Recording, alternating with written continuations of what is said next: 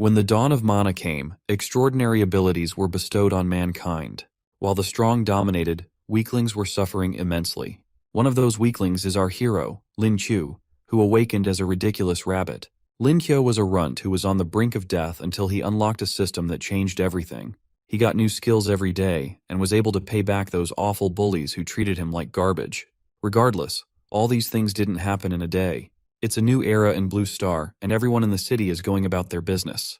We see our hero shamelessly walking through the streets while being engrossed in his phone. He walks past a girl who is cosplaying as a bunny and streaming for her fans. He can't believe that someone would actually dress like that and be in public. It's just crazy. Anyway, he gets caught up in the live stream, and the viewers start to mock him for being pathetic. The bunny girl notices his presence and tells her viewers to shower her with gifts if she can bring him down. Before she can even get into it, the subscribers start giving her gifts. The bunny girl then approaches the protagonist and talks about how they both have similar bunny ears. While our hero is distracted by her alluring charms, she quickly casts a spell on him. Fear and confusion grip the protagonist as his body is lifted into the air. As he gets tossed to the ground, the bunny girl lets her viewers know that her mission is complete. After sustaining some injuries, Lin Qiu struggles to get to his feet. As if he hasn't suffered enough, he hears the honk of a vehicle, and a truck suddenly slams into him from nowhere. His body is sent flying through the air, while the driver of the truck curses him for being a disgusting creature. As our hero hurls through the air, he recalls how unfortunate his life has been. He grew up in an orphanage, and things continued to get worse once he awakened his bunny transformation. Those with stronger abilities stood at the top, and they mocked him for being a pathetic loser. Just as he crashes to the ground, the driver approaches him. Our hero lies in a pool of his own blood, and the crazy driver tells him to pay for the damages to his vehicle. With a seething rage, the guy activates his thunder abilities and zaps the protagonist, frying his brain in the process. As Lin Qiu suffers agonizing pain, he wonders if this is the end of the road for him. Suddenly, a strange being notices his will to survive. The being says that it has finally found a suitable host after millions of years. Meanwhile, our hero continues to get struck with thunder. When Lin Qiu opens his eyes, he finds himself in a very strange place. While he tries to make sense of all the text floating around, a robot speaks to him. A screen pops up in his face, and he has no idea what it is talking about. The loud voice of the robot scares our hero as it introduces itself as 9527. The robot system explains that our hero is the perfect host it has come across after searching for the past 35 million years. Lin Qiu is thrilled to know that he's still alive and proceeds to ask if he can get any of the skills he's currently looking at. After telling him not to get ahead of himself, the robot says that it can grant him one skill every day, but it'll be random. Upon hearing this, our hero's hope is shattered because he's once again left in the hands of fate. He finds out that he doesn't have enough energy to select a specific skill, and he wishes that the robot found him earlier. Not only that, but if the random skill ends up being as pathetic as him, he'll end up meeting his maker for real this time. After explaining these things, the robot asks if he's ready to awaken a skill. With no other choice, he decides to make use of his second chance at life.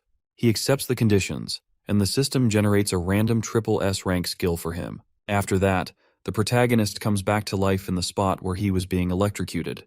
While the driver is shocked to see that he's alive, Lin Qiu leaps into the air with his new skill that strengthens his legs. He lands on top of the truck, smashing the vehicle to smithereens. Angered by this, the driver rushes towards him to teach him a lesson. However, our hero strikes him down with a powerful kick and sends the guy crashing into the ground. Scared for her poor life, the bunny girl begs the protagonist to stay away from her. Our hero then enhances his fists with his skill and gets ready to send the girl to her maker. After dealing with her, he covers her up with his jacket. He then picks up her phone and sees her viewers calling him all sorts of names and warning him not to lay his filthy hands on her. He uses the opportunity to go on the live stream and tells everyone that he's the boss bunny henceforth. You'd think this guy would at least say something cool. The next day, in a classroom, a couple of girls are talking about how the protagonist showed up in the news. As they confirm that it's none other than their classmate, he walks into the class, wondering what all the fuss is about. The girls quickly gather around him and start asking if it was really him who they saw on the live stream. The protagonist then recalls how he was able to settle matters with the bunny girl and driver. For some reason, he got them to apologize. Not only that, but he also used his skills to make them praise him. Our boy must have been really desperate for that moment. After that, he accesses the system because he hasn't gotten any skill for the day. The robot skips the selection process and gives a skill known as sewing the world. Being a degenerate loser, The protagonist thinks this is finally his chance to score all the hot chicks on the block and make everyone else jealous. However, when he clicks on it, he doesn't see the desired effects he wants. The robot explains that the skill will enable him to plant all kinds of seeds, and they'll flourish under his care. So much for getting hot chicks. Thanks to getting such a useless skill, he starts cursing out the system, making others think that he has gone insane. Someone in the class then calls out to him. He turns to see that it's Li Nan, a prodigy who uses the wind element. The guy offers our hero a job and says that he can make a whole lot of money with it. Lin Qiu tells him to quickly spill the details so he can know if it's really worth it. At the same time, he doesn't know why this bully is suddenly being so kind to him. The dude tells him that the job is at a club that's looking for waiters, and he'll be able to fit right in with his good looks. The protagonist is short of words when he finds out that this guy is stupid enough to suggest that kind of club to him. He flips the table by saying that Li Nan must be a regular spender there, and the dude accepts without thinking about it. Seconds later, he realizes what just happened, but our hero continues to tease the guy about it. Li Nan slams the table out of anger and is ready to destroy our hero for making a fool out of him. However, the teacher comes in and warns the guy about the punishment he will face for fighting in school. With no other choice, he backs down but still keeps an eye on Lin Qiu. After that, the teacher tells them that those with awakened powers will have a special test to determine if they can get into Lingwu University. Upon hearing about Lingwu University, the protagonist becomes very interested in what the teacher is saying. When spiritual energy was restored in Blue Star, it founded Lingwu University, which is a place dedicated to training awakened individuals. Lin Qiu was nothing but a mediocre loser with pathetic abilities back then. But now, he wonders if he stands a chance to get into the school with the help of the system. He raises his hand to ask the teacher a question. However, the man tells him not to bother with the exam because he'll just end up embarrassing the school. Our hero is crushed under the weight of the teacher's words, and the whole class starts laughing at him. Regardless, he tells the teacher that he'll be taking the ability exam. The teacher remains adamant, telling him that he has average skills and he should just protect the school's reputation. This only makes Lin Qiu more angry, and he vows to beat up every single person that has looked down on him. The man offers to give him a shot at the ability exam if he can make it to the top 10 in the citywide exams. Our hero quickly accepts the deal, and his teacher can't wait to see what the results will be. With an unwavering determination, the protagonist swears to get into Lingwu University at all costs. As he rushes out of school, he thinks of how to save up for university fees because of how expensive they are. A car speeds into the vicinity and suddenly stops right in front of him. As the door opens and someone steps out, he wonders who the hell would be interrupting his day right now. Two girls step out of the car, and the blue-haired one refers to him as the bunny. The girl is known as Qin Zhenjin, and all the guys on the block can't believe how stunning she looks. Even our hero is starstruck when he sees the beauty before him. Lin Qiu then realizes that the girl called him a little bunny, and he wonders why all the women love to call him such an embarrassing name. He clears up his throat and introduces himself to Zhenzane in a flashy and stupid way. He also offers his contact information, but the blonde-haired girl ends up laughing at his silly theatrics. As she teases him, he realizes that she is the same bunny girl from the live stream. She tells him that she came to return his jacket and hands it over to him. After that, the girl says that cosplaying is her hobby, and he shouldn't talk about it, but he doesn't see the point, considering that she's famous. Zhen then interrupts them and asks the bunny girl, Chungmin, if our hero is the one she spoke about.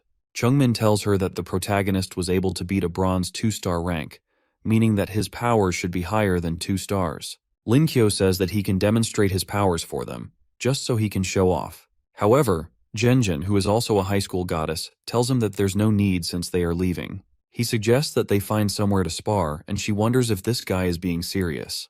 Being a rank 1 silver star, she feels insulted by his challenge, and decides that they'll spar a week from that day. He even makes her more repulsed by his presence when he calls her name and asks if there will be a reward for the winner. Zhenjin then tells him that if he wins, she'll act more nicely to him and fulfill any other requests he has. Just before Ming leaves, she advises the protagonist to give up on the competition before he receives the beating of a lifetime. As they bid each other farewell, he assures her that he won't be giving up easily.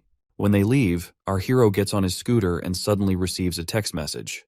The message is from a customer who is looking for urgent help, and Lin Qiu sees that he gets to set the price of this order. He quickly zooms off to help the client and also become rich in the process as well. In a dark alley beside an internet cafe, some thugs can be heard as they are harassing an innocent person. The poor victim is in tears and offers to give the thugs some money if they spare his life. We see that his name is Zhang San, and he is a 9-star rank bronze healer.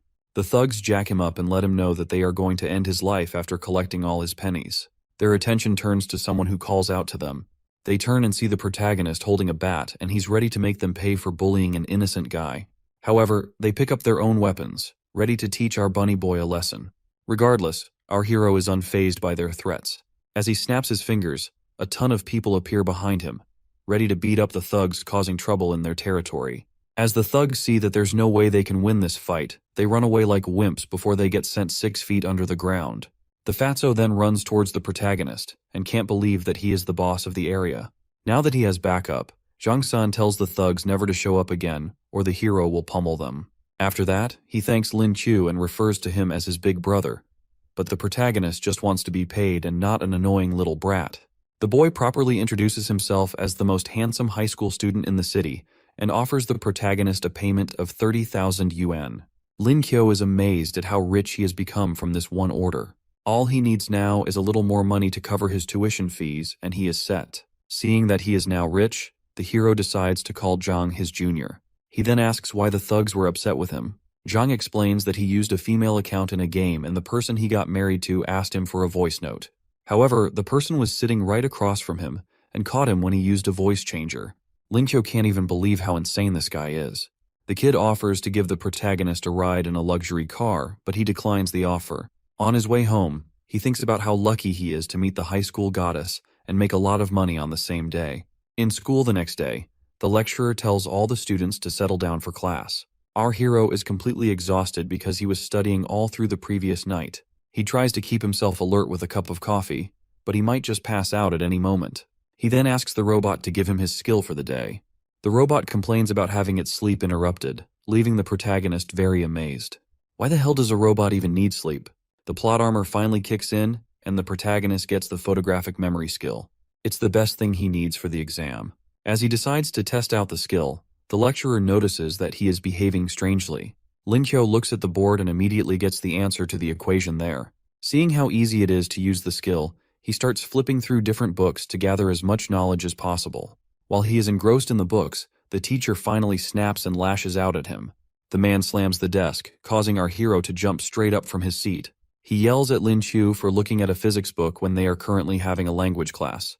He tries to explain what made him happy, but the man isn't having it. Eventually, the guy even starts shooting flames out of his mouth as he reminds the protagonist about his awful results. Seriously, this guy needs to take a chill pill. Lin Kyo suggests that the teacher should test him by asking a question from any page of the book, because he is confident in his memorization. Despite this, the lecturer still tells him to give up on the ability exam, but Lin Q tells the man to stop underestimating him. A serious tension rises in the class as the lecturer decides to start with an easy question. Our hero quickly gives the answer as he asks, leaving the teacher amazed. The man goes in with another question, and the protagonist slams the table as he gives the answer. While the classmates are all shocked, the lecturer asks him another question, and he gives the answer. However, the man starts laughing at him for getting it wrong until he realizes that the protagonist said the answer backward. The whole class is in disarray, and the students can't comprehend how our hero is doing this. After defeating his teacher, he leaves the class and says he'll be seeing them on the exam day. Days later, the results of the exam come out and everyone is shocked to see who came out on top. It's none other than Lin Q, and he thanks his photographic memory for paving the way to victory for him. While Li Nan is dying from the disbelief that he was beaten by the bunny boy, the protagonist goes on to study his opponent for the next exam. 10 days later, the ability exam venue is packed with a cheerful crowd as they wait for the event to begin. The announcer starts by inviting the representative of the 30th Military Zone and other distinguished guests. As Zhen walks into the arena, she looks very pissed off for some reason. She ends up blasting a hole in a wall, and a guy explains that it's because someone took her top spot in the final exams. We see our hero walk into the arena, and as he waves over to the goddess, she gives a very cold response. After that, she asks him what he wants in return for winning their bet, to which Lin Q responds that they can go out for a meal if she so wishes. His kind gesture shocks her, and she apologizes for ever calling him weak. The announcer suddenly shows up and implies that the two top scorers in the final exam are here, but Zhen reads his words the wrong way. While he talks down on the protagonist for being a brave little bunny, the hero confidently says that he'll be taking first place in this exam. The whole crowd starts laughing at him and telling him not to get ahead of himself. However, Lin Q snatches the microphone from the announcer to give the crowd a piece of his mind. He throws up the finger to them and tells them that whoever they are supporting will be unfortunate to run into him. The entire crowd gazes at him with murderous eyes, ready to make him pay for spouting such daring words, but the hero remains unfazed. The announcer snatches back the microphone and warns him to be careful of what he says before it becomes a serious problem. The other participants are also furious and can't wait to teach the hero a lesson. Despite their taunts and threats, our hero is still calm. After that, the moderator tells them that the exam will be a 1-versus-1 arena battle, and the loser will be eliminated immediately. The participants check their phones to see the numbers that they have been assigned. Some of them don't look too happy about whatever they've gotten, and they can only hope that their matchups will be easy. The total number of participants turns out to be an odd number, so there will be a bye to allow someone to quickly advance to the next round. The examiners are all praying that they'll be chosen to be the lucky person, except our hero, who doesn't look the least bit concerned. The draw starts, and everyone nervously looks as the numbers spin around the screen.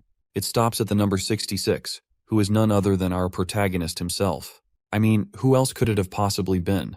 Anyway, this only causes more people to hate him for being such a lucky little bunny. Rather than blame their abysmal luck, they're hating on the hero with the spotlight. With that settled, the competition proceeds to the first round, and the first participants are called up to the stage. Lin Kyo and the rest take their seats to watch and see how this first battle will unfold. As he looks at the matchups on the screen, he sees that the high school goddess is fighting in the first match. In the blink of an eye, the match is over, causing the protagonist to become quite uneasy. Jen quickly wins her match by turning her opponent into a popsicle. It's no surprise that she's so powerful, considering that she's a silver ice awakener. The protagonist opens up his book and begins to study her skills in order not to lose miserably when his fight comes. 10 minutes later, the next battle that takes place is a deadly and fierce one. Both combatants are going at it with all their might, ready to destroy each other and take home the prize. On the other hand, our hero is tuckered out from watching all the flashy moves because his brain is too useless to keep going. With no other choice, he talks to the robot system and tells it to hand over his skill for the day. He also calls out the robot for being too lazy and not wanting to talk to him anymore. However, the robot says it's because he's a pathetic noob, and it can't be bothered with such a piece of garbage. After that, it grants him an S-rank physical enhancement skill. Lin Kyo is happy to finally have a useful skill, and not the trash ones he's been having. He's also glad that the system isn't as useless as he was thinking. However, the robot warns him to watch his words, or he'll never get anything good in his life again. After that, the protagonist activates his newfound skill, enhancing his muscles by a good amount. His muscles grow to a huge size and ends up ripping his shirt apart. He starts showing off and making everyone else in the stadium quite uncomfortable. After embarrassing himself, the second round of the tournament begins. A second bye is drawn, and he comes out as the lucky winner once again.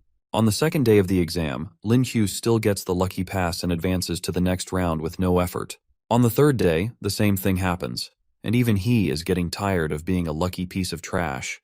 When a reporter asks how he feels about the consecutive byes, he tells the guy that he's sick of it and can't wait to get some blood on his hands. All the participants are completely fed up with him as well and are so eager to teach the weak bunny a lesson.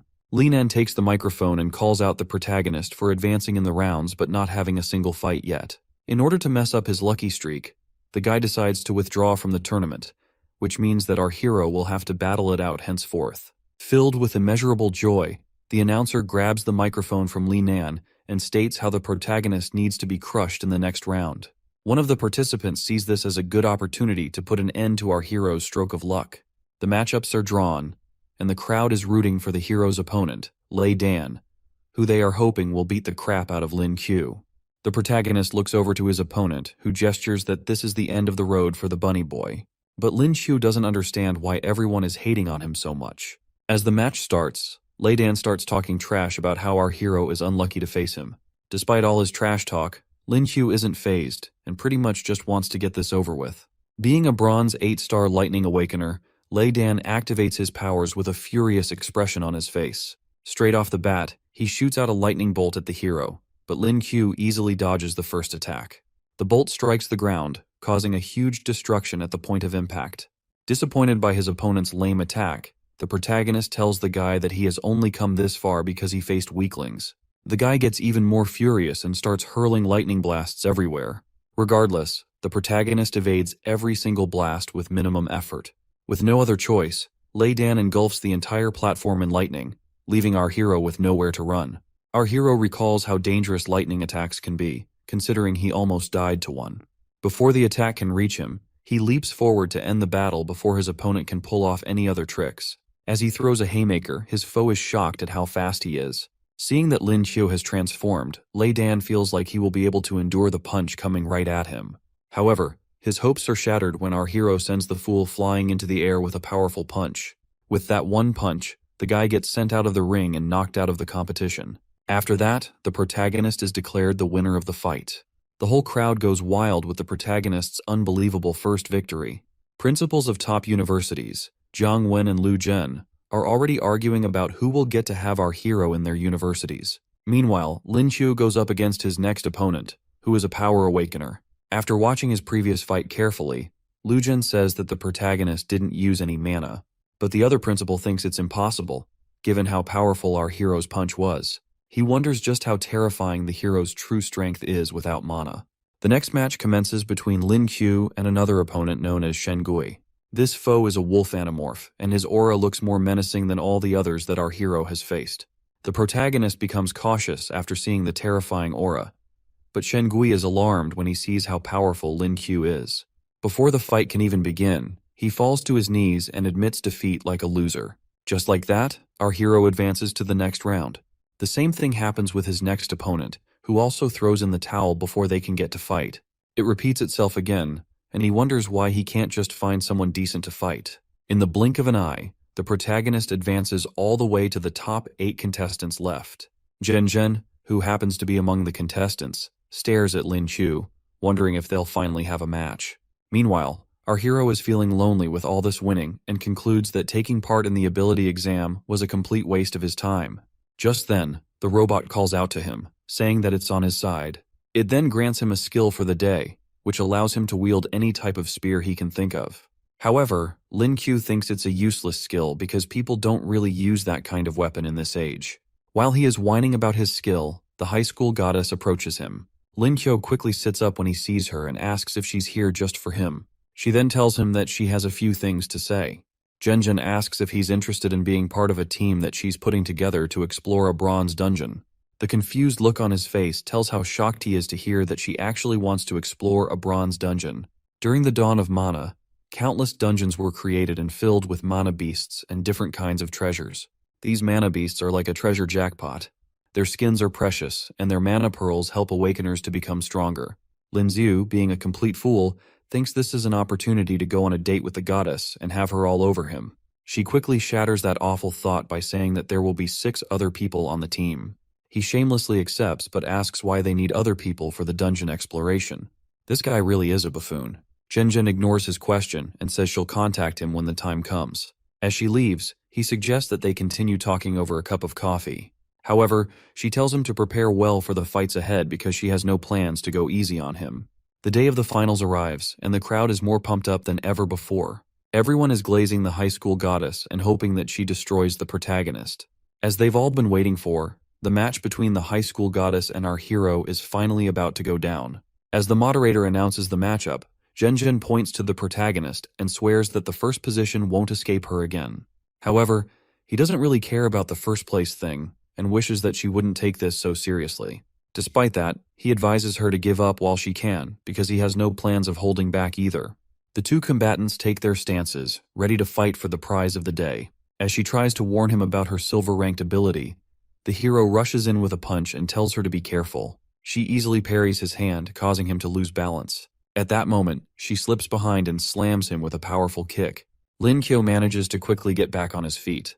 Thanks to his physical enhancement, he's able to survive her attacks, which are normally enough to send him to his maker. From Zhen Zhen's expression, you can tell she plans on making sure that he regrets ever fighting her. But our hero rushes towards her with an unwavering determination. The fight has only just begun, and he plans to give it his all. Lin Qiu charges in with a barrage of punches, but Zhen Zhen is able to block every single one of them. As he lets out his next attack with all his efforts, she instantly pops up behind him, leaving him puzzled. By the time our hero manages to look back, it's already too late. She strikes him with her elbow, and the protagonist falls to the ground in defeat.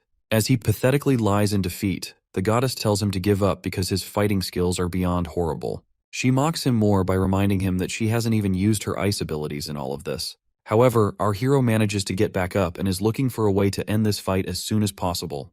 While struggling to catch his breath, an idea suddenly pops into his head. He turns to the moderator and asks for a timeout, which completely shocks everyone. The guy doesn't even give him an answer before he jumps off the fighting arena. He quickly grabs the mop stick by the side and asks if he can use it as a weapon. The guy tells him that no one has ever made such a shameless and stupid request in history. However, Genjin says it's fine and allows the hero to use the mop stick. She feels that he's looking down on her and plans to end it all this time around. Linkyo gets back on stage, and he wields the mop like a spear as they get ready to continue the battle. Linkyo's aura begins to shine brightly, thanks to his skill, and Genjin notices that there's something off about him. He blasts forward to attack, while she tries to get some distance between herself and him. As he closes in and attacks her, she manages to evade his weapon. However, his skills activate and turn him into a superior spearman. The goddess swears to kill him, and he tries to apologize for hitting her. Despite his apology, she is not having it. She sends out a barrage of ice spears at him, and he manages to evade them. Feeling enraged, the high school goddess activates a more powerful ability that starts to freeze the whole arena. Our hero notices that his movements have slowed down thanks to the freezing temperature.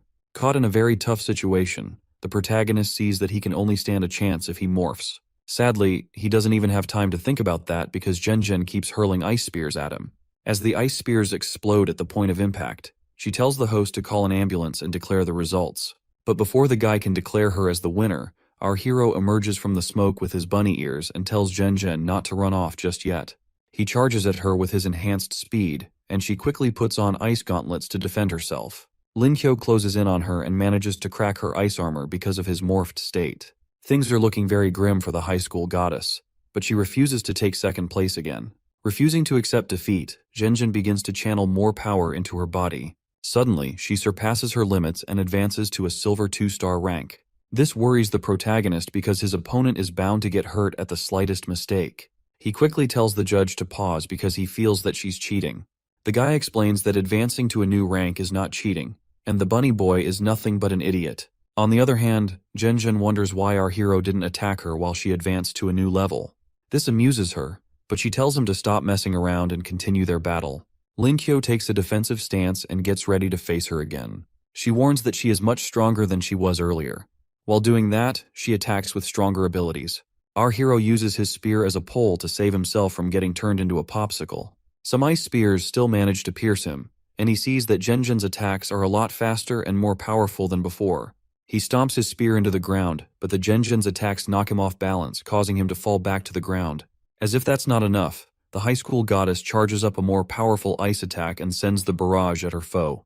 The protagonist tries to endure the cold attacks, but there's nothing much he can do. Despite his physical enhancement, he still doesn't have the mana to withstand such a powerful attack.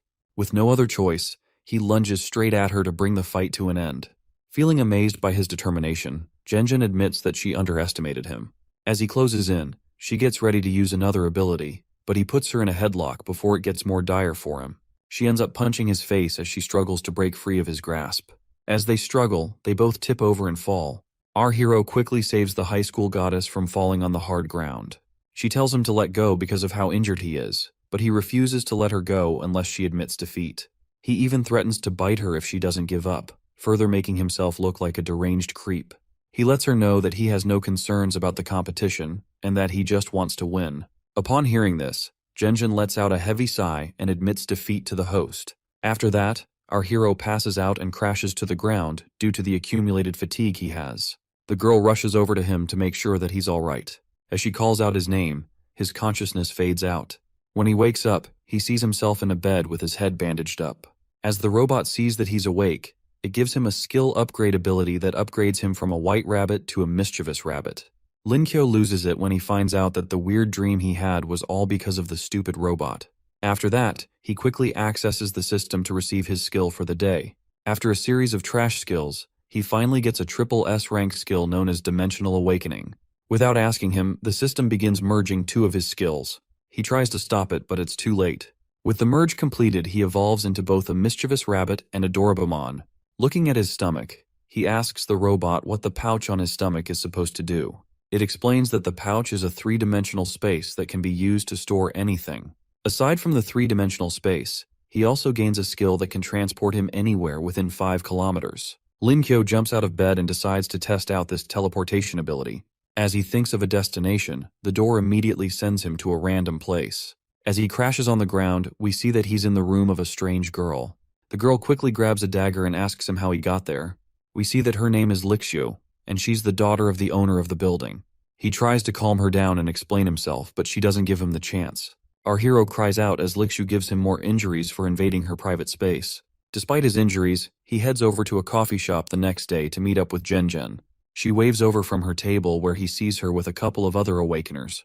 As he approaches, she sees his injuries and asks if he's all right, since they are about to head out.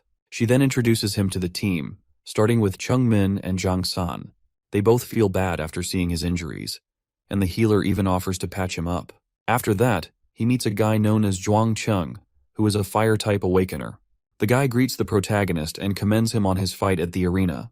Zhen tells the hero that there are 2 other members of their team, but they have some things to attend to. She then asks him about the acceptance from Lingwu University, and he says he has already received the letter. Feeling very nervous, the high school goddess also asks him which school he plans to go to. Being a fool, our hero thinks that she's asking because she's interested in him. He tells her that he's considering Lingwu University and asks if she wants to be in the same school as him. This time around, his flirting skills actually work, because she admits that she wants to be in the same school. It's mostly because she wants to defeat him and redeem herself. After that, she moves on to more pressing matters and leaves the hero to continue fooling himself. She opens up a book and shows them the ice fox spirit, which will be their target. Due to the fact that ice foxes tend to live in packs, she can't handle it alone. She knows there might be nothing in it for them, but Chung Min tells her not to be so humble. They all see it as a good opportunity to train and be in her presence at the same time. The protagonist also says that he's lucky to be invited by the goddess for such an opportunity. Zhen lets them know that they should call her by her name and not the goddess title. With that settled, she tells them they'll be departing in 3 days and will be meeting at our hero's house. The departure day arrives, and we see our hero packing up his bags and getting ready for the adventure of a lifetime. The system grants him his skill for the day, which happens to be another trash E-rank skill. The skill lets him master all languages on Earth, and a different one allows him to use all medical techniques as well. Despite how upset he is, the robot lets him know how lucky he has been with drawing skills daily. Lin Kyo is reminded about his pocket dimension, and the robot suggests that he toss his backpack into it. He lifts the bag and it gets absorbed into the dimension, despite its huge size. The system tells him that all the items in his room can still fit into the dimension. While he is amazed by how insane that is, he hears a car horn from his window. He looks out to see that the team has arrived, and he lets them know that he'll be down in a bit. Inside the car, Chung Min stares awkwardly at his pocket dimension. Everyone is really amazed by how useful the skill is because they've never seen anything like it before. Zhen tells him that his skill is very rare, which makes him quite overpowered. Out of curiosity, Chung Min asks for permission to touch it. Lin Kyo stops her from doing something so weird, but she is very eager to see how it feels. After messing around, the driver tells them that they've arrived at their destination. Upon hearing this, Lin Kui gets down to take a look at the scenery. There, he gazes at a pillar of pure aura and power, and also sees some researchers at the base of it. This sight is amazing, and he can't believe this is the Lingwu he's heard so much about. It's said that no one knows when Lingwu appeared, and it is filled with all kinds of spirit beasts. Back then, portals surrounded the city, and the citizens were struck with fear. Spirit beasts can enter the realm of man, but for some reason, they rarely step into it. Regardless, humanity has to defend itself on the rare occasion when the beasts decide to step through and wreak havoc. Due to this, the state sends government staff to handle the registration of copper and silver rank Lingwu gates. The protagonist's team approaches the dungeon portal and sees some guards taking note of those who enter. Just as they are about to enter, the list gets full, so the guard tells them to go and register and come back the next day. As Zhen registers her team, the hero stares at the gate, taking note of how intense the spiritual energy is. Chung Min comes over to him and drags him off to God knows where. When he asks where they are going, she says she's taking him back to the car so she can study his pocket dimension. Unknown to them, another awakener is keeping an eye on them. The guy looks at the hero's team and assumes that they are very rich. His lackey suggests that they look for trouble by stealing from Lin Q and his teammates. The leader's name is Yang Hu, and he's a 5-star silver rank. From the woods, he and one of his lackeys keep an eye on their prey, waiting for the right time to strike. He says that his Zhonglang group is known for harassing weaker adventurers and stealing all their wealth. As he proceeds with his team, he vows to bury the protagonist and his comrades in Lingwu. The next day, Lin Chu and his team go into the gate to start their exploration. They step through and arrive in a green field with vast mountains surrounding the area.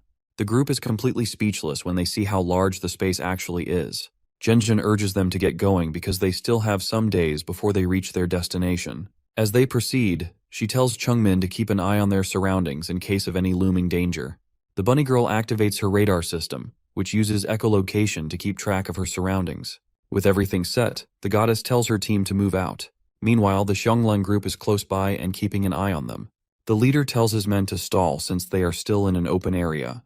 He plans to wait until they get into the forest, where he can easily ambush them. While the team walks through the grass plains, they come across some majestic mythical sheep. They get into a fierce fight with the beasts but easily overcome them. The protagonist tells his teammates that the sheep fur is worth some money and they should stop burning it up. After that, they search around for anything valuable, and Chungmin comes across 2 gems. Suddenly, a pack of wolves approaches them from higher ground. Zhenjun tells her people to prepare themselves, but they shouldn't be the first ones to attack. The wolves are known to become stronger when their comrades are injured. Our hero then brings up a suggestion to attack the leader of the wolf pack, but she tells him that the wolves are tricky and their leader won't be caught fighting among them. Seeing how difficult the situation is, our hero opens up his teleportation door to go find the pack leader himself. He tells his comrades to stay put and wait for his return. The hero appears on the other side of the portal and quickly points out the pack leader. He smashes the wolf's head with his bat, knocking the senses out of the poor creature. With their pack leader defeated, the other wolves see Lin Q as a terrifying and powerful demon. They end up running away to save themselves, and the protagonist gets praised for his skills. After that, he rips the pack leader apart to find any valuable items. To their amazement, he finds a pearl that can grant him the stealth skill. He stares intently at the pearl, wondering how to put it to its best use. He then hands it over to Shen Gui, believing that he'll be the best to use it since he's their scout. To return the favor, the guy promises to repay everyone, considering how valuable the pearl is. After that, Shen Gui absorbs the skill pearl into his body. The team is bewildered when the item suddenly vanishes in the blink of an eye. While the guy celebrates his new skill, our hero wishes he had just kept the precious pearl for himself. He then accesses the system for his daily skill and gets an S-rank enhancement skill. He recalls getting the skill before, and in that instant, his shirt gets ripped by his muscles. He curses the robot for humiliating him and tells his teammates that he'll be back after cleaning up. While changing, he finds out that his physical strength is now comparable to that of a silver 6-star power awakener. After being baffled by this, he heads back to his team camp, where they've set up a campfire. He suddenly starts laughing sheepishly, which makes the high school goddess uncomfortable. When she confronts him, he tells her not to worry about it. Suddenly, Chungmin informs Zhenjun about them being followed. She lets the goddess know that their pursuers are maintaining a favorable distance in order not to lose them. Zhenjun warns her comrades about a group that specializes in hunting others inside dungeons. Since wounds and death are normal inside a dungeon, the murderous group finds it easy to kill others and plunder their loot. She also tells them that their pursuers will most likely attack once they get into the forest. The protagonist assures her that he'll be there to protect her, but she brushes him off and tells him just to be prepared for the attack. The next day, our hero draws an E-rank taming ability. This puts off his mood because he was looking forward to an awesome skill for the day. Suddenly, he hears Zhenjun screaming and turns to figure out what's going on. When he heads out, he sees 2 giant serpents causing panic among his teammates. An overwhelming fear strikes him as he stares at the monstrous beast. Through his newly acquired taming skills, he sees the monster's dangerous traits. He rushes to his teammates and tells them to retreat and not fight the serpent. At that moment, the monster spits its venomous poison at them, but they are able to jump out of the way in the nick of time. Zhenjun then tells Dian Lei that they'll be attacking the monsters from afar in order to avoid their poison. The 2 of them send out a combination of lightning and ice attacks at the beasts. They manage to overwhelm the serpents with their attacks and fatally wound them. Moments later, the beasts fall to the ground in utter defeat. As our hero moves to harvest whatever resources are inside the monster, they notice a strange movement inside it. He tells his teammates to wait and keep their distance while he gets closer to whatever is moving inside the serpent. He slices open the sack, and a strange creature known as a grassland marmot jumps out of it.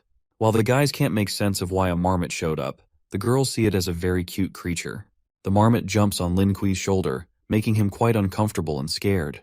Realizing that our hero is of no use, The creature jumps onto the high school goddess, cuddling her. The protagonist is pissed by this but continues to slice open the serpent to look for more items. In the process, he finds 2 mana pearls. The marmot shows its interest in the pearls, but our hero has no plans of handing them over. He then notices that the creature is trying to make a deal for the mana pearls, but he doesn't buy it. With no other choice, the creature snatches the pearls away. Linkyu's comrade tries to console him, but our hero can't stop thinking about how much money he could have made. On the other hand, Zhenjin hears some strange noises coming from the forest. Minmin then points out a beam of light heading straight for them at a terrifying pace. The team braces themselves for battle as the threat draws closer. Suddenly, the marmot bursts out of the ground with the pearl along with its friends.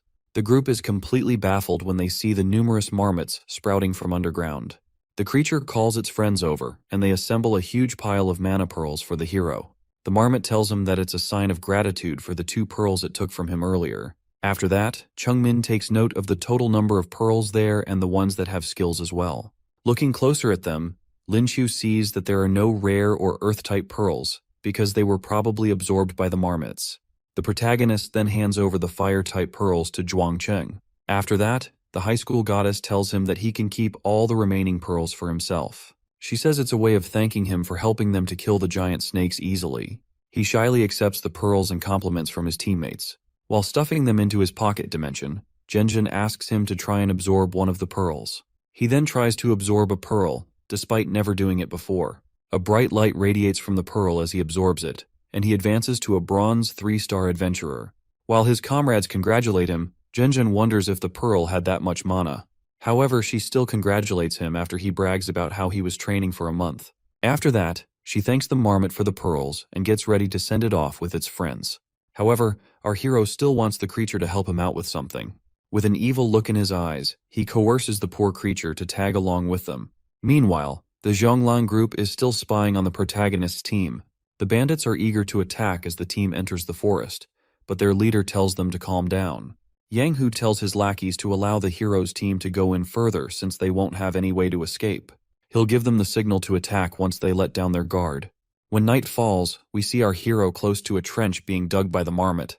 He then gives the creature some spikes to stick into the trench. After that, he opens up a can of the cobra venom he got earlier and spills it all over the spikes.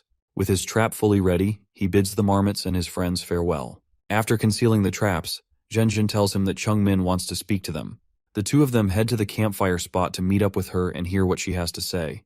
The bunny girl tells them that the pursuers are very close and she can hear them clearly. She figures out that the bandits plan to ambush them in the middle of the night. She also finds out that the group is known as the Feral Wolves, who are known for killing newbies at bronze dungeons. The protagonist notices how scared his teammates are, which causes him to be very worried. He quickly gets up and tells them to stop their chatter. He advises them to calm down because this won't be like facing an opponent in an arena. The slightest mistake can cost them their lives. He then heads over to Shen Gui and tells him to protect Cheng Min and Zhang San, since they're the weaklings of the group. Meanwhile, Zhenjin is amazed at how good the hero is at being a leader, unlike her, who immediately becomes nervous. After telling the 2 weaklings to keep themselves safe, Lin Qiu moves to address the high school goddess. However, he ends up flirting with her and trying to act like a savior. She laughs at him but surprisingly says that she'll be counting on him. When midnight falls, the bandit group slowly approaches the tents of our hero's team. Yang Hu tells his lackeys that it's time for them to hunt their prey. As they get closer, the leader orders his men to split up and surround the tents. With the orders given, the men quickly head out to surround their targets from all directions. Meanwhile, one of the guys feels like Yang Hu is making a deal of the whole operation. At that moment, he suddenly walks into our hero's trap and falls into the trench. The wooden spikes impale his body and give him a quick death. Before Yang Hu figures out what's going on, he sees that most of his men have fallen into the traps. As he orders them to regroup, one of the lackeys reports that 2 men are already dead. Someone else got severely injured and doesn't look like he'll make it. As the leader curses at the situation, Lin Qiu and his group emerge from their tents. Yang Hu quickly admits that the protagonist had him fooled, but he plans to end everything immediately and send them to their maker. However, our hero raises his hand in the air and snaps his finger, signaling the rest of his comrades. As the bandits look at the incoming attack from above, trails of fire and lightning strikes where they are. Zhuangcheng and Shen Gui appear and charge up their spells to attack. The bandit leader notices that they've been ambushed and tells his men to spread out, but some of them are already caught in the explosion. Meanwhile, Zhenjin tells our hero that she's ready. She casts an ice seal spell, causing a trail of ice to travel along the ground, straight for the bandits. The ice freezes their legs, trapping them in place with nowhere to run.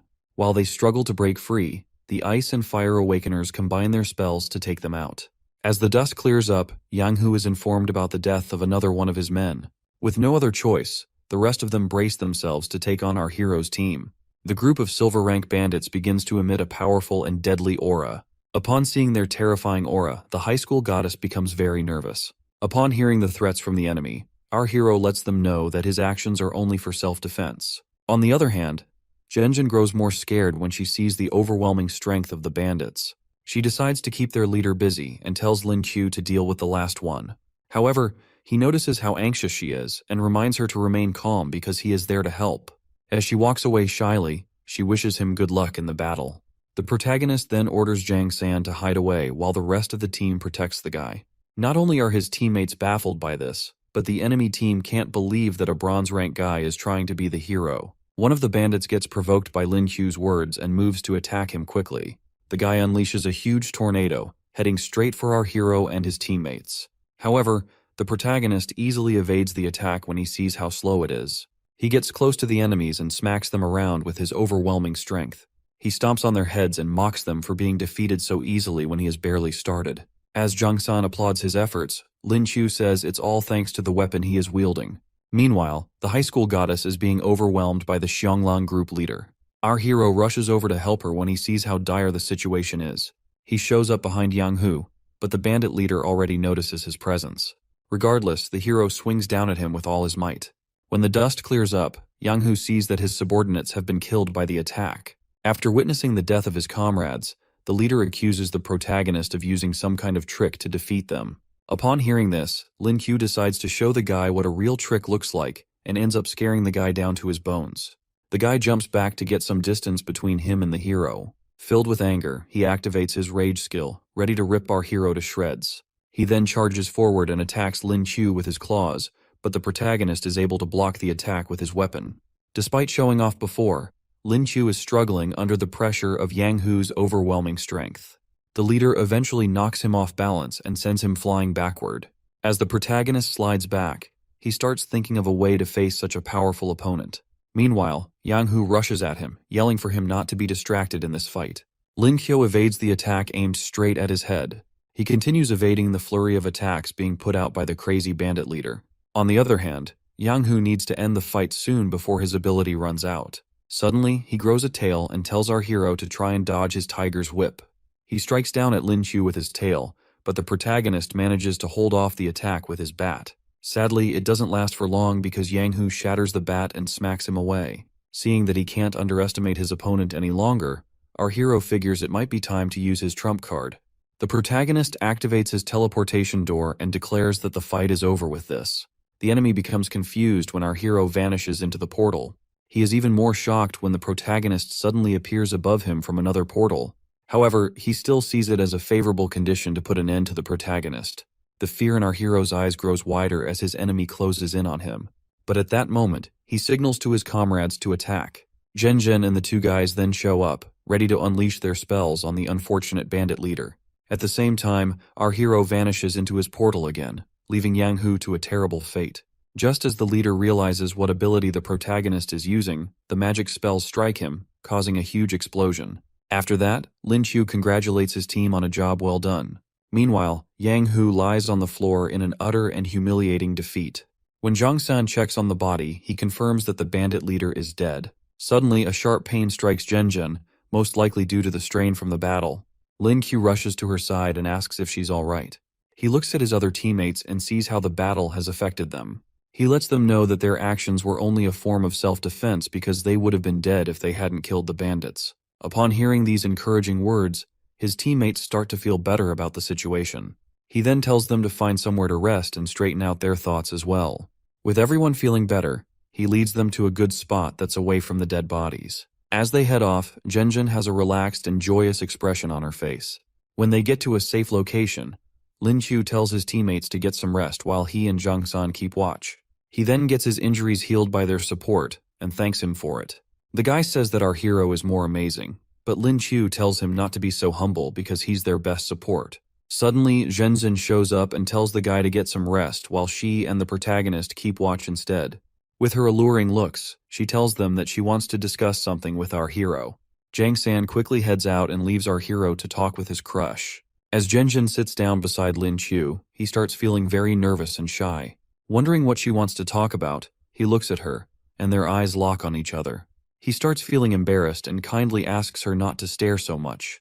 However, the high school goddess laughs at him and calls him a shameless man for his words. She then glances over at him again and admits that he looks quite handsome.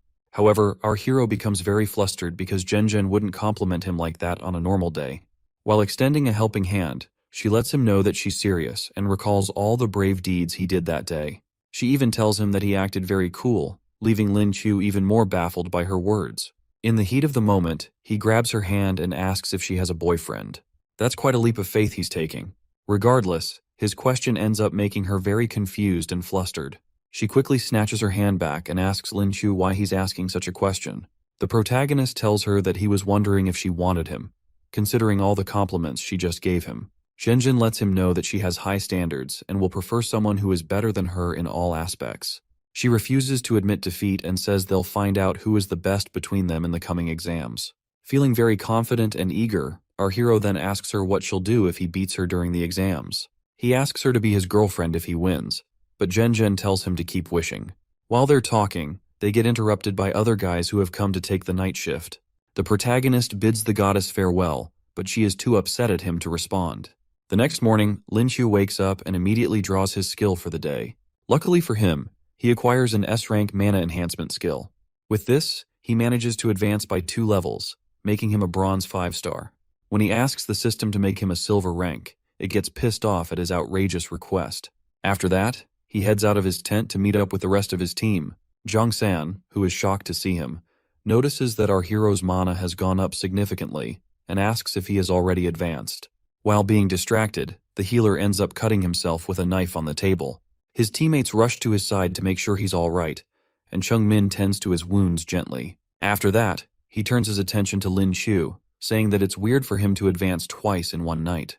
The other guys hear this and are completely taken away by such an impressive feat. As he tells them to stop teasing him, Min tells them to get ready to defend against an incoming attack. They look ahead and see some people running away from a huge group of mana beasts heading straight for them. Upon seeing the wild creatures, our hero becomes quite scared and nervous. Looking closer, he sees the wild monkeys about to clamp down on an innocent girl. He shields his teammates from the wild beasts momentarily, and then they start running away as the monsters charge at them. One by one, they start to get tired from running around and can't keep up the pace for much longer. Seeing that there's no use running any longer, Shen Gui stops and decides that they should fight the monkeys. The wild beasts quickly close in on them, leaving the team with no other choice than to fight. As the protagonist cracks a stick to use as a weapon, Zhenzhen tells him to kill her if they lose. Chungmin would also rather die if it gets bad, but our hero assures the girls that he'll protect them no matter what. He charges forward to stall the monsters so that the girls can charge up their strongest spells. As soon as he gets in the midst of the monkeys, they quickly set their sights on him. However, he smacks them around with his brute strength. Despite beating up a lot of them, more of the monkeys continue charging towards him. The situation gets worse as Zhenzhen notices more beasts charging towards them. A monkey pops out of nowhere and reaches for her, but a huge blast suddenly goes off. She suddenly sees the protagonist holding off the monkey that nearly had her some seconds ago. Lin Kyo smacks the hell out of the beast and kills it. Unknown to him, another beast sneaks up on him from behind. While the hero's guard is down, the monkey slashes his shoulder, leaving him wounded. Zhenzhen then tells him to step aside because their spells are ready. As he gives them space, the girls release very devastating spells at the monkeys. The impact causes a huge explosion that shakes the very foundations of the forest. With that, the ravenous monsters are easily defeated, but Min senses another wave of mana beasts coming at them. As the dust clears up, they see another set of monkeys being led by a huge golden gorilla, who they assume is the leader. With their resources and stamina completely drained, the team finds themselves in a dire situation. Chungmin starts crying and saying that she doesn't want to die like this. Jang San is moved by the girl's tears and decides to do whatever it takes to save her. He brings out his phone and suddenly starts typing something. He then yells for someone known as Zhao Si to reveal himself as he clicks the send button. Out of nowhere, a man suddenly appears on the battlefield and refers to the healer as his master. Zhao faces our hero's team with a cigarette in his hand as they wonder just who exactly he is. It is revealed that the guy is a gold rank awakener with an ape anamorph ability. His master then calls him out for stealing the cigarette and orders him to defeat the monsters quickly. The guy takes off his jacket and activates his ability, releasing a deadly aura in the process. When Zhangsan's teammates ask about the guy, he tells them that Zhao Si is his family's manager. With his ape ability, Zhao Si charges forward to defeat the monsters that threaten his master. As Zhao Si closes in on the apes, the ape leader tells the runts to stand back while he deals with the awakener. The beast charges straight at the awakener and attacks, but the guy easily grabs the ape's arm. He then slams it all over the ground, leaving the weaker apes completely terrified and hopeless. After that, Zhao Si tosses their leader into the midst, where he lies on the floor in utter defeat. As if they haven't suffered enough, the guy's menacing shadow stands over them like a merciless god. He lets out a terrifying roar, causing the weak apes to flee for their lives. As the monsters run away, our hero admits that gold rank awakeners are quite scary. With his job done, Zhao Si informs his master that he'll be leaving. The guy takes off into the sky as they bid each other farewell. Minmin then asks their healer if Zhao Si has always been close to them, and he confirms it. He also says that Lei Dan's family also wanted to send an escort, but they concluded on only Zhao Si. He then apologizes for not informing Lei Dan about the decision earlier. Lei Dan admits that if they knew someone was protecting them, they wouldn't have gone all out with their training. Thanks to the training from the past few days, he suddenly advances to the next rank. Not only him, but Minmin also advances as well. Seeing the situation, our hero wonders if he can also advance his rank as well. He pulls out an orb and begins to meditate deeply on his mana. In the process, he starts to feel something warm flowing through him. Lin Qiu ends up just embarrassing himself while his teammates stare in utter disbelief. He gets in a sad mood after not being able to advance like the rest of his comrades. The system even calls him out for wanting to advance again, but he feels like the only weakling in his team. While searching the body of the ape leader, he suddenly finds a mana pearl. He finds out that it's a silver mana pearl, and it also has a rare sound skill that can stun enemies. He then calls Zhangsan's attention and offers the pearl to him, leaving the guy very surprised. The protagonist tells him to offer the pearl to Chung Min since he has seen how much he likes her. The fatso starts daydreaming about Chung Min and how she'll make the perfect wife. Talk about a desperate fool. Anyway, he offers to send our hero a huge amount of money once they leave the dungeon. Full of joy, Zhangsan stares at the pearl and thinks about how to approach his crush with it. Suddenly, Chung Min approaches him and asks why he's smiling so sheepishly. Just as he's about to chicken out, Lin Qiu comes over and pushes him forward. Zhang San ends up kneeling with the pearl in his hand and looks like he's proposing to Chung Min. She sees the sound pearl and is filled with warm emotions. As Zhang San tells her that the pearl is for her, she embraces him with a big, warm hug. After that, Zhen reminds everyone that they need to pack up and get moving. Moments later, the team arrives at the border between the forest and the snowfield. The high school goddess suggests that they rest there for the night before going into the snowy mountains. As they set up their tents, the protagonist notices that Zhen is freezing due to the cold. He takes off his jacket and offers it to her with some slick riz skills. She gladly accepts the jacket with a cheerful smile on her face. Unknown to them, a deadly snow bear is lurking around the area, looking for its next prey. The next day, our hero steps out of his tent as Zhangsan tells them that breakfast is ready. As Lin Qiu nibbles on bread, he draws his skill for the day. Sadly, it's an E-rank skill, and he curses the robot for being so useless. With his day off to a bad start, he tells the healer to pass him some honey in order to lift his mood. Suddenly, the snow bear shows up and snatches the honey jar from Zhang San. The two guys are scared to their bones when the monster lets out a loud roar. Chung Min quickly shows up and activates her new ability to stun the beast. Her other comrades also show up in time, and together they beat up the terrifying bear. Moments later, we see the bear lying on the ground with its senses completely knocked out. Zhen compliments Chung Min on her awesome stun ability. As she informs them that they'll be reaching their destination that day, our hero gets ready to harvest the goods from the monster. Zhen lets him know that they need to get going, and he tells her that he's almost finished. Lin Qiu then decides to stuff the bear into his pocket dimension, making the goddess think that he has lost his mind. However, he tells her that it's not heavy for him at all.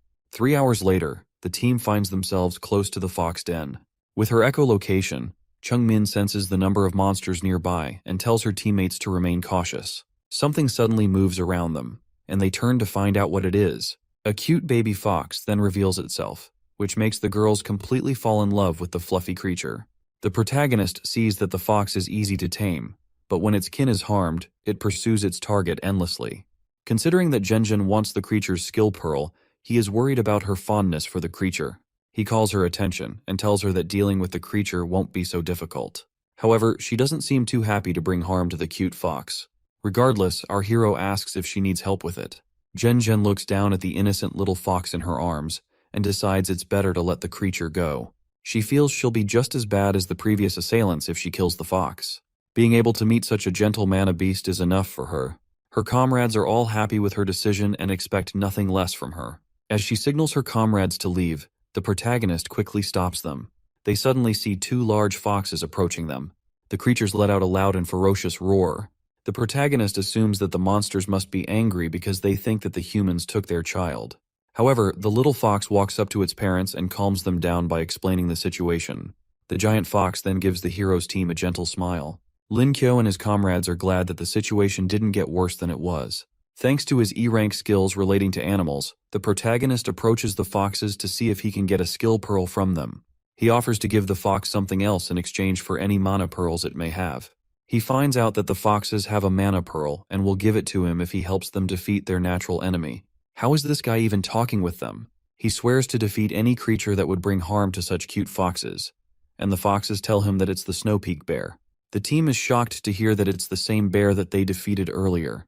The protagonist opens up his pocket dimension and tosses out the dead bear, leaving the foxes baffled.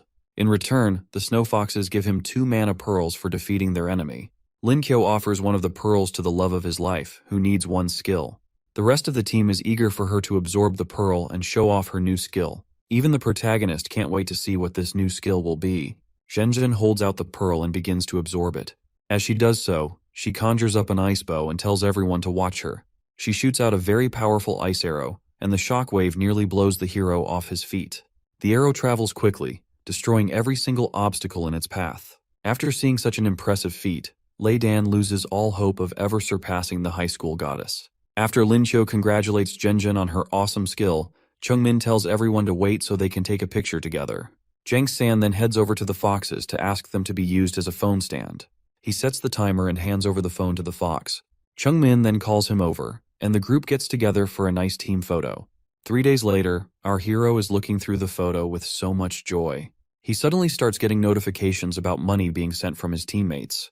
Thanks to his expedition, he's now a millionaire. All that's left is to become #1 on the upcoming exams, and he'll fit the role of a partner for Genjin, or so he thinks. The system butts in and tells him to stop daydreaming because Genjin will never consider a loser like him. However, he brags about how he's been studying every day and has advanced to a bronze 8-star awakener, but Pinocchio has nothing on this silly liar. After that, he draws his skill for the day and gets an A-rank zoom skill. He feels the skill will be useless for his exams, but will be more useful in his stupid plans. A month later, the day of the result announcements finally arrives. Our hero is with some of his team members at a cyber cafe where they are checking the results. Chungmin states how confident she is of being in the top 10, and Jongsan backs her up. On the other hand, Genjin takes the mouse from our hero as the announcement time arrives. A boiling rage fills her up when she sees the results. She then asks Lin Qiu how he was able to get such a result. The protagonist looks closer at the screen and sees that he got full marks for every subject. Jongsan can't believe how inhuman Lin Qiu is, and the hero starts feeling very proud. He then heads over to see Genjin's result, but she tells him to forget it and immediately admits that our hero has defeated her. The other guys can't believe how easily the goddess admitted defeat. After that, the hero starts showing off his riches and asks her when he can ask her parents for her hand in marriage. Genjin quickly calls him out for being a shameless idiot. He ends up pissing her off and getting his heart crushed, but Zhang San tries to cheer him up. Later on, Zhang San says they'll be meeting in 2 weeks to travel to M City together. The day before the departure, our hero does the last bit of packing up his luggage. He starts wondering if he'll ever return to this room where he's lived for the past 2 years. The system is shocked to see how sentimental he is, but he just tells the robot to give him his skill for the day. After doing the draw, the system gives him a mana enhancement skill again. As Lin Qiu recalls that he can increase his mana with this skill, the system immediately starts applying the ability. He tells it to stop because he feels he will soon advance to the next rank, so he doesn't see the need to use the enhancement now. The protagonist then starts meditating to try and advance his rank again. He adds a silver mana pearl to the items he's using and successfully advances to the bronze 9-star rank. With a successful advancement, he tells the system to go ahead with the mana enhancement. After using the skill, he easily advances to the silver 1-star rank, making him even stronger. With this, he gains a skill that allows him to pull or control items from afar. He decides to try it out to see just how awesome the ability is. With his sights on his backpack, he tries to bring the bag close to himself. Sadly, he ends up running out of mana, and the bag barely moves an inch. The robot laughs at him and says that he's lucky that the bag even moved a bit. It will take a lot of training for him to master it, but our hero refuses to back down and continues trying to move the bag. The next day, his landlord's daughter sees his room door open, but she doesn't find him inside. She reads the letter he left behind on the table, telling her about his departure to go and study in Magic City. She then opens the envelope beside the letter and sees a ton of money in it. Lixu wonders how the protagonist was able to acquire so much money and hopes he didn't commit a crime. Meanwhile, our hero is already on a train with his friends, and Zhenzhen is worried that he might catch a cold. When he gets a call, he picks up the phone, only to hear Lixu screaming in his ear like a banshee and asking if he did something wrong. He tells her that it's all right and that he earned all the money legally. After that, she tells him to study hard and improve his foundation with hard work. Lixu also tells him to introduce her to his girlfriend if he ever manages to get one. When the train arrives at Magic City, our hero tells Lixu that he has to go. On their way out, Jung-sun remarks on how the hero's family must really care about him. The scene shifts to the bubbling town of Magic City, where we see a lot of people going about their daily business. A certain old man who is seen walking around is revealed to be Lu Zhen, Magic City's vice principal. He sees the hero with his friends and calls them over. He tells Lin Qiu that he knew they would come to his university and compliments them for their talents. The old man senses something off and notices that the protagonist is now a silver rank awakener. He tells the hero to come to his office once he's done with the registrations. However, our hero feels bad about being called to the principal's office on his first day. Later on, one of the staff members shows Lin Qiu and Zhang San to their room. When they get inside, Zhang San commends the protagonist for reaching silver rank so soon. The guy hopes that our hero's luck will rub off on him and he'll be able to grow at a fast rate too. Before heading to the principal's office, Lin Qiu accesses the system for his daily skill. He draws the physical enhancement skill once again and immediately applies it. After that, the system shows him that his current strength is akin to that of a gold 2-star power awakener. With this, the robot also informs him that future physical enhancements will come with an SS rank upgrade. Zhang San then reminds him to head over to the principal's office, and our hero quickly steps out. Lin Qiu arrives in the office and is told to take a seat by the vice principal. Lu Chen wants to ask him a few questions and starts by explaining the classification of ranks. He lists them from the lowest rank, bronze, to the highest, exalt rank, and then asks about the hero being an animorph. After confirming that Lin Qiu is a rabbit animorph, the old man wonders if Lady Luck visited the protagonist. Our hero tries to play it off, but he's nervous that the old man might know about his daily skill system. However, the old man continues to question how he was able to reach the silver rank so quickly. As Lin Qiu laughs it off, he tries to make up something to tell the vice principal. He tells the old man that he used mana pearls, but Lu Zhen still doesn't believe him. When asked about his number of skills, the hero says that he has 7, making the old man even more suspicious of him. Considering how influential he is, Lu Zhen believes that the protagonist might not truly be a rabbit. However, our hero explains that he gained spatial abilities after evolving. Upon hearing this, Lu Zhen is completely baffled. He didn't think that animorphs could evolve into other ability types. Lin Qiu then reveals his luggage from his pocket dimension, proving that his skills are actually true. After inspecting the luggage, the old man tells him that he has definitely come to the right university. He says it's because the principal, Wu Yangze, is the only known true Valiance Awakener in the country. The protagonist gets really excited when he hears that the principal is also a spatial awakener, but he isn't at the school at the time. After that, Lu Zhen asks if any others know about our hero's evolution, to which Lin Qiu responds that it's just his friends. The old man then tells him to make sure that his friends keep this a secret. Suddenly, the vice principal tells Lin Qiu to punch with all his strength. After seeing how good his physique is, the old man wants to test out his strength. Our hero charges up all the strength he can muster and lands the most powerful punch on the man. As the dust clears, he asks the old man if he's all right. Meanwhile, Lu Zhen is nervously sweating with his feet planted firmly on the ground. After confirming that his physique is at the gold rank, the vice principal threatens to take the repair money out of Lin Qiu's scholarship. Moments later, he decides to give our hero a spot at a competition the following month since he has a gold rank physique. Despite the old man explaining how prestigious the exam is, Lin Qiu refuses to partake in it. He tries to persuade the protagonist more by mentioning the cash prize of the competition.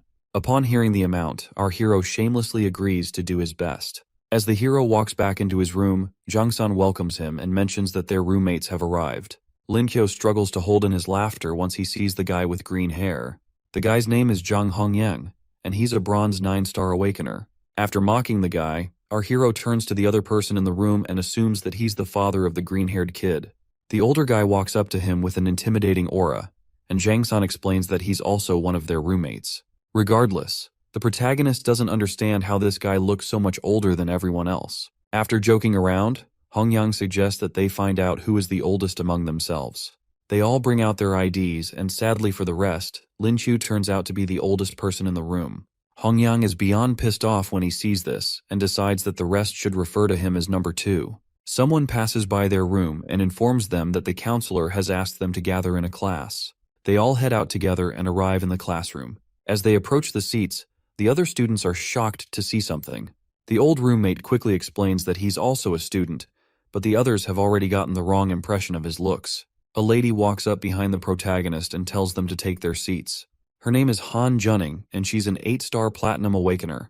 She introduces herself as the counselor to the class and tells the students to come meet her for any help. After that, she says the reason for the gathering is for them to select a class representative and introduce themselves. She gives an example by introducing herself as a 9-tailed fox animorph and stating what she likes. After that, she tells the students to start with the introductions and picks Jung-san to go first. The guy introduces himself normally and lets everyone know that he likes Chung-min. After Junning laughs off his direct approach, our hero introduces himself next. The counselor then tells the class to take a good look at the rabbit animorph who got a perfect score on the exams. Some students start gossiping about him, wondering if he got into the university with just his exam scores. However, the protagonist decides to ignore all the bad talk about him. When the students are done introducing themselves, they move on to selecting a class representative. Junning explains how all of them are special and says that she has selected 4 silver rank students to be candidates. They are Zhenzhen, Lin-chu, Ouyang-qian, and Sima Yan. She calls them out and gives each person 2 minutes to speak and try to win the votes of their colleagues. Sima Yan, who's an eagle animorph, decides to speak first. He introduces himself first with the usual formalities. Then he tells them that he's been a class representative since his elementary school days, and kindly asks for their votes. However, some people aren't impressed by his speech. The protagonist goes next, but he doesn't look very enthusiastic about it. He outrightly tells everyone he doesn't want the position and persuades them to vote for Zhenzhen instead. The counselor thinks he's just a troublemaker, but calmly gives the microphone to Zhenzhen. The high school goddess just asks everyone to vote for her and hands back the mic. As expected, her friends are all cheering for her. After that, the microphone goes to the last person, Ouyang-qian. The girl sees how popular Zhenzhen is but doesn't feel threatened by her. As she walks to the center of the stage, all the guys can't help but stare at her. She introduces herself with her charming looks and kindly asks everyone to give her all their votes. As the whole crowd goes wild, our hero sees that Qian and Zhenzhen are complete opposites. Later on, the counselor finishes counting the votes and is quite surprised at the results. She teases the students for a bit before announcing Zhenzhen as the winner. Qian comes in second place as the vice representative, which makes her ready to kill anyone who didn't vote for her. With the votes settled, Junning decides to move on to the matter of their military training. She tells them that the training is very strict and they'll be expelled if they miss it. Their instructors are soldiers from the Vermilion Bird Squad with real battle experience. The protagonist then asks if the Vermilion Bird Squad is supposed to be famous, which leaves Sima Yan shocked. Qian explains that the squad is the only aerial squad in the country. At the same time, she's thinking of how to get close to our hero after seeing his good looks. She starts telling him about other squads while trying to get close to him, but the protagonist is lost in deep thoughts. Considering he has skills relating to mana beasts, he feels he can get a mount as well. When the training day comes, the students gather on the training grounds. There, Chung-min is talking with Jang-san about how he has lost some weight. The protagonist is jealous of them and wishes he could be in the same situation with his crush. Suddenly, they notice feathers falling from the sky. A large eagle approaches them, and on top they see an awakener ordering it to descend. As the bird reaches the ground, the guy gets off and signals the start of the training session. The guy introduces himself as Lin Chong, the chief instructor for their training. He quickly lets them know that they're all a bunch of spoiled brats who don't know the cruelty of the world. Despite that, he tells them that the instructors behind him will begin training all of them like soldiers. One of the instructors walks up to the protagonist and introduces himself as Qin Ming. Our hero goes ahead to make fun of both the guy's name and the chief instructor's name. Seeing how full of energy the students are, Qin Ming decides to teach them a lesson with the first task. He tells them to start by running 10 laps around the field, and no one is allowed to use mana. This quickly wipes the smile off their faces because they can't believe how brutal this first task is. The students quickly get on the field and start running while their instructor watches over them. As he expects, some students start falling off after running just 5 laps. He takes note of how everyone is doing, but the protagonist seems to pique his interest after seeing how relaxed he is. Qin Ming doesn't understand how Lin Qiu is staying ahead of the group despite being a useless anamorph. Even Zhenjin and Qian are getting pretty exhausted already. Our hero is worried that his crush can't really keep up for much longer. He decides to fall back and lend her a helping hand around the tracks. However, Zhenjin refuses his offer and tells him to go ahead. On the other hand, Qian seizes the opportunity to get close to the protagonist. Still, our hero isn't interested in her, and Zhenjin seems ready to send the girl to the afterlife. Lin Qiu continues running and tells Zhenjin to let him know if she needs any help. By the 9th lap, Sima Yan looks like he's about to drop, but his pride won't let him lose to our hero. Despite the fact that Yan uses all his strength to stay ahead, our hero plays it safe in order not to show off his skills. Lin Qiu then notices that his fitness level is a lot higher than his fellow students. On the other hand, Yan feels insulted by the protagonist, who isn't even stressing himself to keep up. As they get closer to the finish line, the guy is determined not to lose. He bursts forward with all his strength, leaving the protagonist quite confused. The hero is only concerned about taking second place, so he doesn't understand why Sima Yan is trying so hard to win. He tries his best to remain close behind him, but Yan isn't having it. The guy bursts forward with all his strength but sadly doesn't see a rock in the way. He trips and falls, causing our hero to take first place. As the guy lies in defeat, he wonders why he did all that just to come in second place. The instructor congratulates Lin Qiu and remarks that the 10 laps didn't seem difficult for him. The protagonist panics and starts pretending that his whole body aches, but he does an awful job at it. Qin Ming decides to keep an eye on him, which leaves our hero with little room to keep a low profile. Our boy puts all the blame on Yan and calls him a pathetic loser.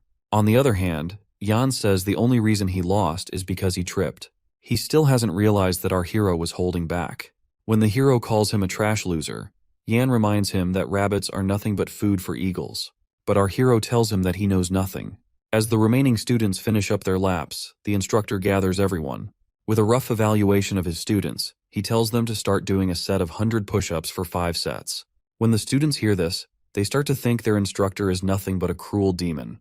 Qin Ming tells them to start immediately and to keep count so that he can hear them. As the students get into position, they are warned not to skip anything, or they'll be given an extra set.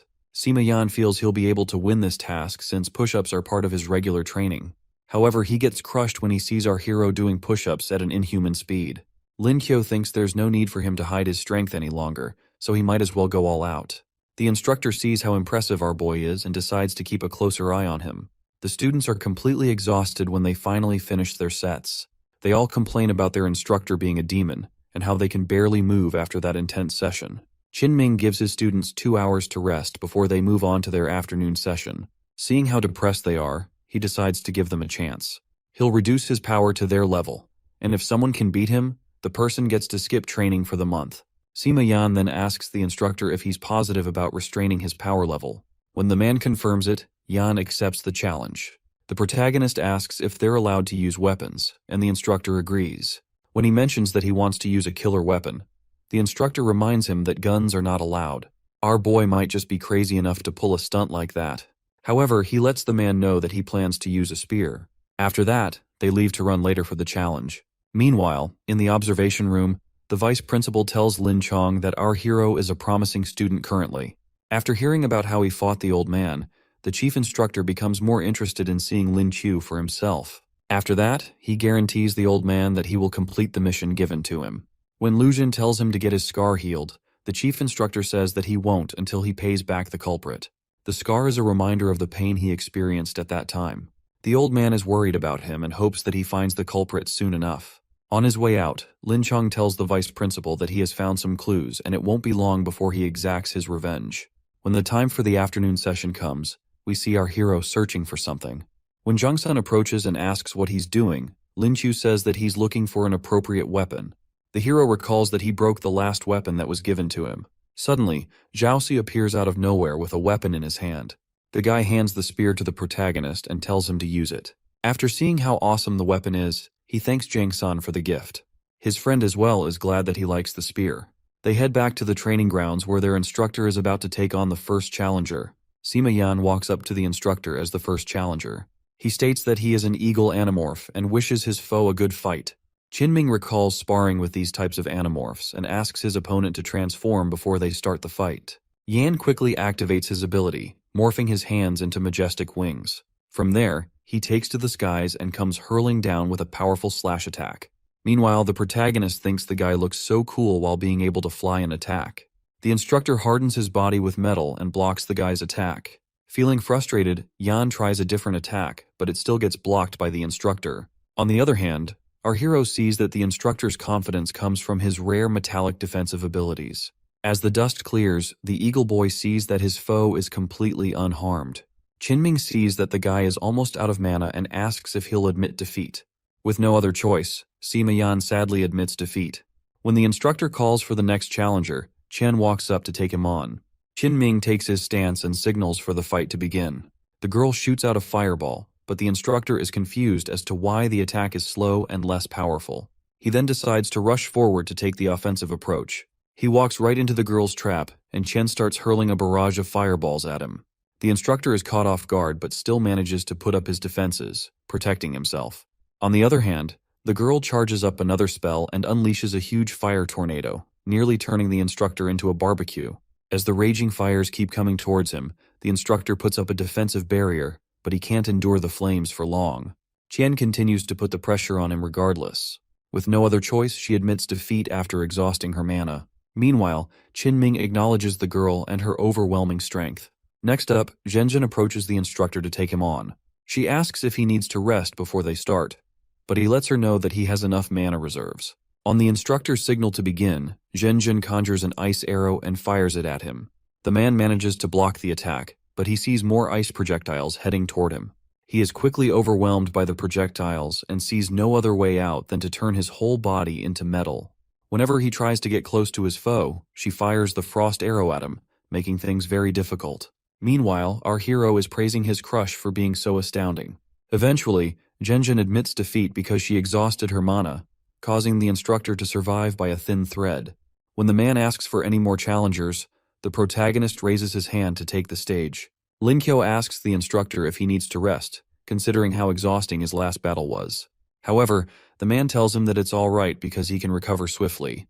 The chief instructor shows up and tells Qinmeng to rest and give it his all. The man asks Lin Chong if he's sure, and the chief instructor assures him of it.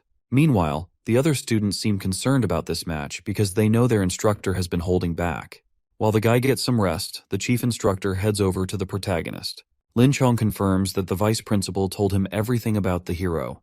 However, he is surprised when our boy mentions his spatial abilities. Lin Qiu tries to play it off, but the chief instructor feels his skills might be helpful to him.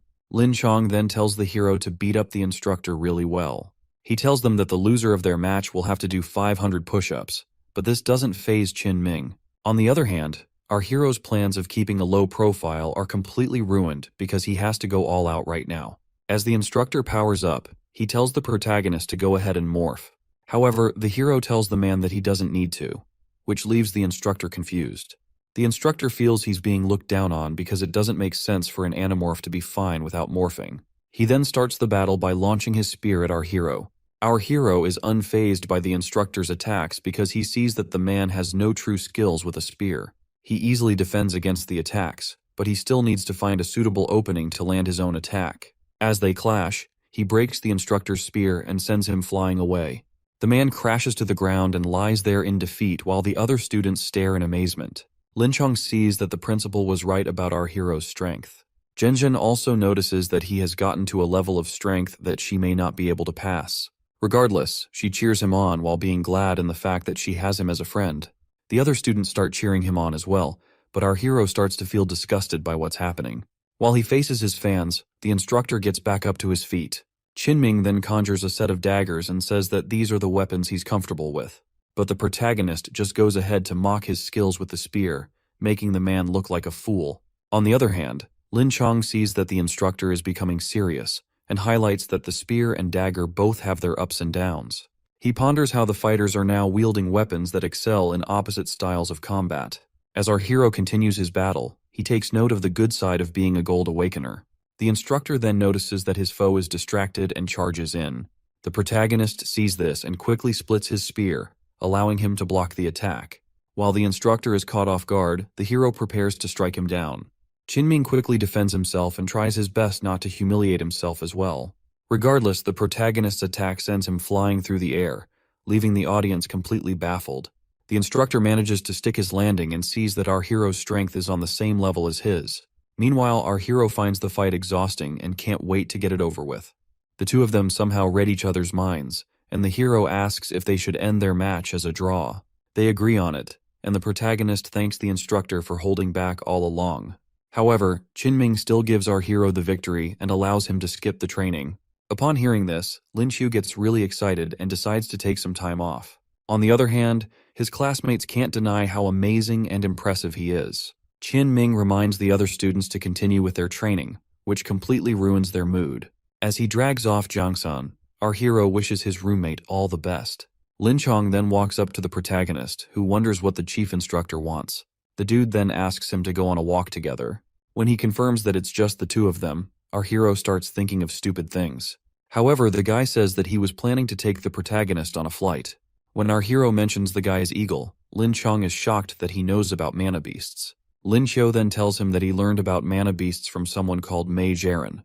Lin Chong's eagle lands close to them, and they get ready to take a ride. Looking at the majestic eagle, Lin Chong asks the protagonist what he thinks about them, and Lin Qiu tells the guy to correct him if he is wrong. Our hero starts to narrate how the beasts grew up in the army and how they hatched, leaving the chief instructor shocked. He suddenly tells the guy that the storm eagles are a waste in their hands. Lin Chong feels insulted by these words and wonders why he would say that. The hero then says that there's a problem with the way the eagles are bred. He mentions that the ones that are bred are inferior to those found in dungeons. While the chief instructor remains shocked, the protagonist also mentions how the bred storm eagles have a shorter lifespan than the ones found in dungeons. Completely taken aback by the hero's observation skills, the chief instructor asks how he knows all this. Lin Qiu says it's all thanks to Mei Jiren, but in actuality, it's thanks to the feeding skill he got earlier. When he confirms that he can solve these breeding issues, Lin Chong decides to take him along. The protagonist is worried about his classes, but the chief instructor assures him that the vice principal will be notified. Lin Chong then calls the old man and asks for permission to take our hero for a few days. After that, the chief instructor tells our boy that he can't refuse, or else he'll be marked absent and expelled. With no other choice, he gets on the eagle with the guy. His sad expression changes when he sees that they're flying, and he starts screaming for help. Sadly, no one hears the loser screaming. Moments later, they arrive above the Vermilion Bird Squad's secret base. As they get off the eagle, the protagonist marvels at how amazing the base looks. The chief of staff, Zhen Yu Young, approaches them and asks why the chief instructor is back so soon. Lin Chong quickly shows him our hero and describes him as a precious treasure. Meanwhile, the protagonist is completely confused as to what's going on. The chief instructor then tells Yu Young that he'll understand our hero's presence once they meet their team leader, but the guy declines. After that, he heads over to the logistics base with the protagonist.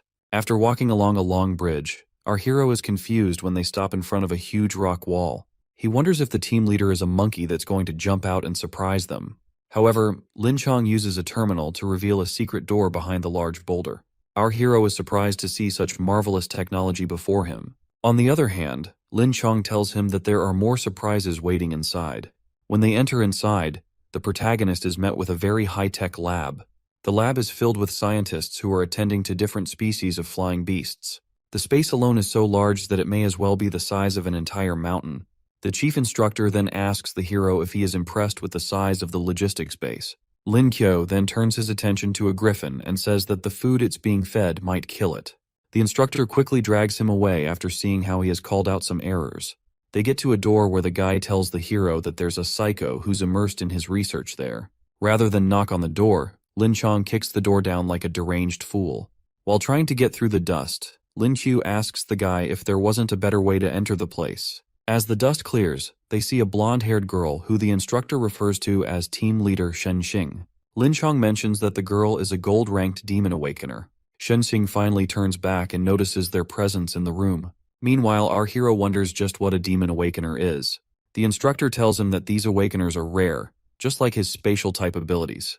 That's when our hero realizes that the instructor knew about his ability all along. Lin Chong then tells him to hide while he wakes up Shen Xing from her deep thoughts. He says the girl usually enters her demon form when her thoughts are disturbed, and it's quite hard to beat her. As soon as he taps her shoulder, the team leader grabs her pistols and starts shooting sporadically. The guy manages to dodge the bullets, but it looks like Shen Xing has lost her mind. Our hero watches the fight from a safe spot and notices when the team leader runs out of bullets. However, a demonic aura starts to surround her, and frightening voices can be heard as well. Her nails grow into sharp fangs, and she also grows horns and a tail. With her demon showers, she charges straight at Lin Chong, but he erects a large wall to protect himself. Regardless, it's not enough to keep the deranged, demonic girl from shattering it. The chief instructor then reinforces himself with layers of defenses, but he is still being pushed back by the team leader. He then tells our hero to go get some help because he can't hold off the girl any longer. The protagonist quickly runs off to find a way to help the chief instructor. He comes across a computer showing the parameters for hatching beasts known as flamezors. However, he sees that these parameters will only make the beasts lack in a lot of areas. The chief instructor urges him again to go get help instead of standing around. Regardless, the protagonist then tells him that there's an issue with the parameters, which catches the team leader's attention as well. She becomes even more interested when he says he knows how to hatch the beasts properly. Upon hearing this, her demonic form fades away, and she asks the hero if he's sure about it. While Lin Q is shocked to see her back, she tells him that she hasn't been able to figure out how to hatch the eggs. Meanwhile, the chief instructor regrets wasting all his time fighting her to wake her up. He then tells Shen Xing that our hero is an expert on mana beasts. However, she sees the hero as a little kid and underestimates his skills. When our hero hears this, he becomes very upset about being looked down on. He then places a notepad on the table and begins to tell the team leader why the parameters for the flamesores are wrong. He explains why the beasts need very high temperatures for the eggs to hatch. Also, the eggs need mana pearls around them to help with the process. He even calls Shen Xing out for attempting to suffocate the creatures. She tells him that the process of placing mana pearls around the eggs is new to her. Our hero then explains how dungeons have more mana than the outside world. This obviously makes sense to the girl, and she finally sees how amazing our boy is. The team leader quickly drags him off so he can help her hatch the eggs together. Lin Qiu then tells her that there's something more important than hatching baby eggs. He then drags her off quickly to somewhere else. The scientists at the lab turn around when he calls their attention. After introducing himself, he tells them that he's going to give some advice. He starts by telling the researchers that there are a lot of mistakes in their work. However, they feel insulted by his words and claim to be experts in the field. The chief instructor then tells them to be calm because they're disgracing themselves. Realizing that words alone aren't enough, our hero decides to prove his words with actions. He tells the researchers to bring a storm eagle so he can experiment on it. However, the men are still reluctant to cooperate with him. Seeing that the scientists aren't budging, Lin Chong decides to bring in his own storm eagle for the experiment. He assures the researchers that he believes in the protagonist when they seem worried. After that, Lin Chong's storm eagle is brought into the lab. The protagonist notices the eagle has a weird nickname, but the chief instructor doesn't see anything wrong. While the scientist still tries to dissuade Lin Chong, our hero tells him to bring a healer and some other tools. The instructor tells him that the scientist is a healer and the other tools are ready. Our hero then sets off to start his work, but the researcher is still reluctant to follow him. Thanks to his taming skills, the protagonist is able to pet the storm eagle, making it feel safe. The chief instructor is shocked to see his precious beast actually listening to someone else. The protagonist then makes the beast lie down. After that, he climbs on top of it with the researcher. He asks the guy for the anesthetic, which is handed over to him. He then gets ready to inject the beast. Lin Chong is worried about the whole thing because the protagonist is still a student. His worry grows more when Lin Q asks for hot water to be poured around the eagle's stomach. Luckily, he sees that our hero is just plucking the feathers. After that, our boy asks for a scalpel. The scientist waits for Lin Chong to give the go-ahead, but the guy still looks anxious. The protagonist then assures him that he won't let him down. After that, the instructor tells them to hand over the surgical blades. The protagonist picks up the blade and starts the operation. As he cuts open the beast, he is completely shocked at what he finds. There, he sees a huge layer of fat sticking out. He decides to toss it all out with the researcher's help. After that, he tells the guy to quickly use his healing skills on the beast. The hero jumps off the beast and tells the chief instructor that storm eagles don't need so much fat. He tells the guy that the beast will be able to conceive better and grow stronger with less fat. Since the beasts are currently being fed a lot of fatty meat, the hero advises the instructor to switch to beef and lamb as a better option. Lin Chong then waits to see if his storm eagle is doing all right, and if not, he's ready to send our hero to his maker. Moments later, the storm eagle's eyes spark open, and it seems upset about its missing feathers. However, it emits a powerful aura as it manages to achieve a breakthrough. The guys in the room, especially Lin Chong, are all in shock when they see the eagle achieve the platinum rank. The protagonist then tells the chief instructor that his eagle wants to take him for a ride. The instructor commends the hero's work, and the researcher apologizes for doubting him earlier. After that, our hero decides to point out some other issues and assures them that the Vermilion Bird Squad will grow in strength once these issues are rectified. As he talks with the researcher, Shen Xing keeps her eyes on him. Later on, the chief instructor shows our hero to the guest room where he can rest. Lin Qiu then gets into bed to take his rest after an exhausting day. As he turns to sleep, he notices a strange hand touching him. He turns around to see the lovely team leader beside his bed. Feeling completely shocked, he asks the team leader what she's doing in his room. She then pulls out a book and tells him to check it out. Shen Xin tells the protagonist that the flame source hatched, which leaves him baffled. She then says that she used a gold rank mana pearl for the hatching process.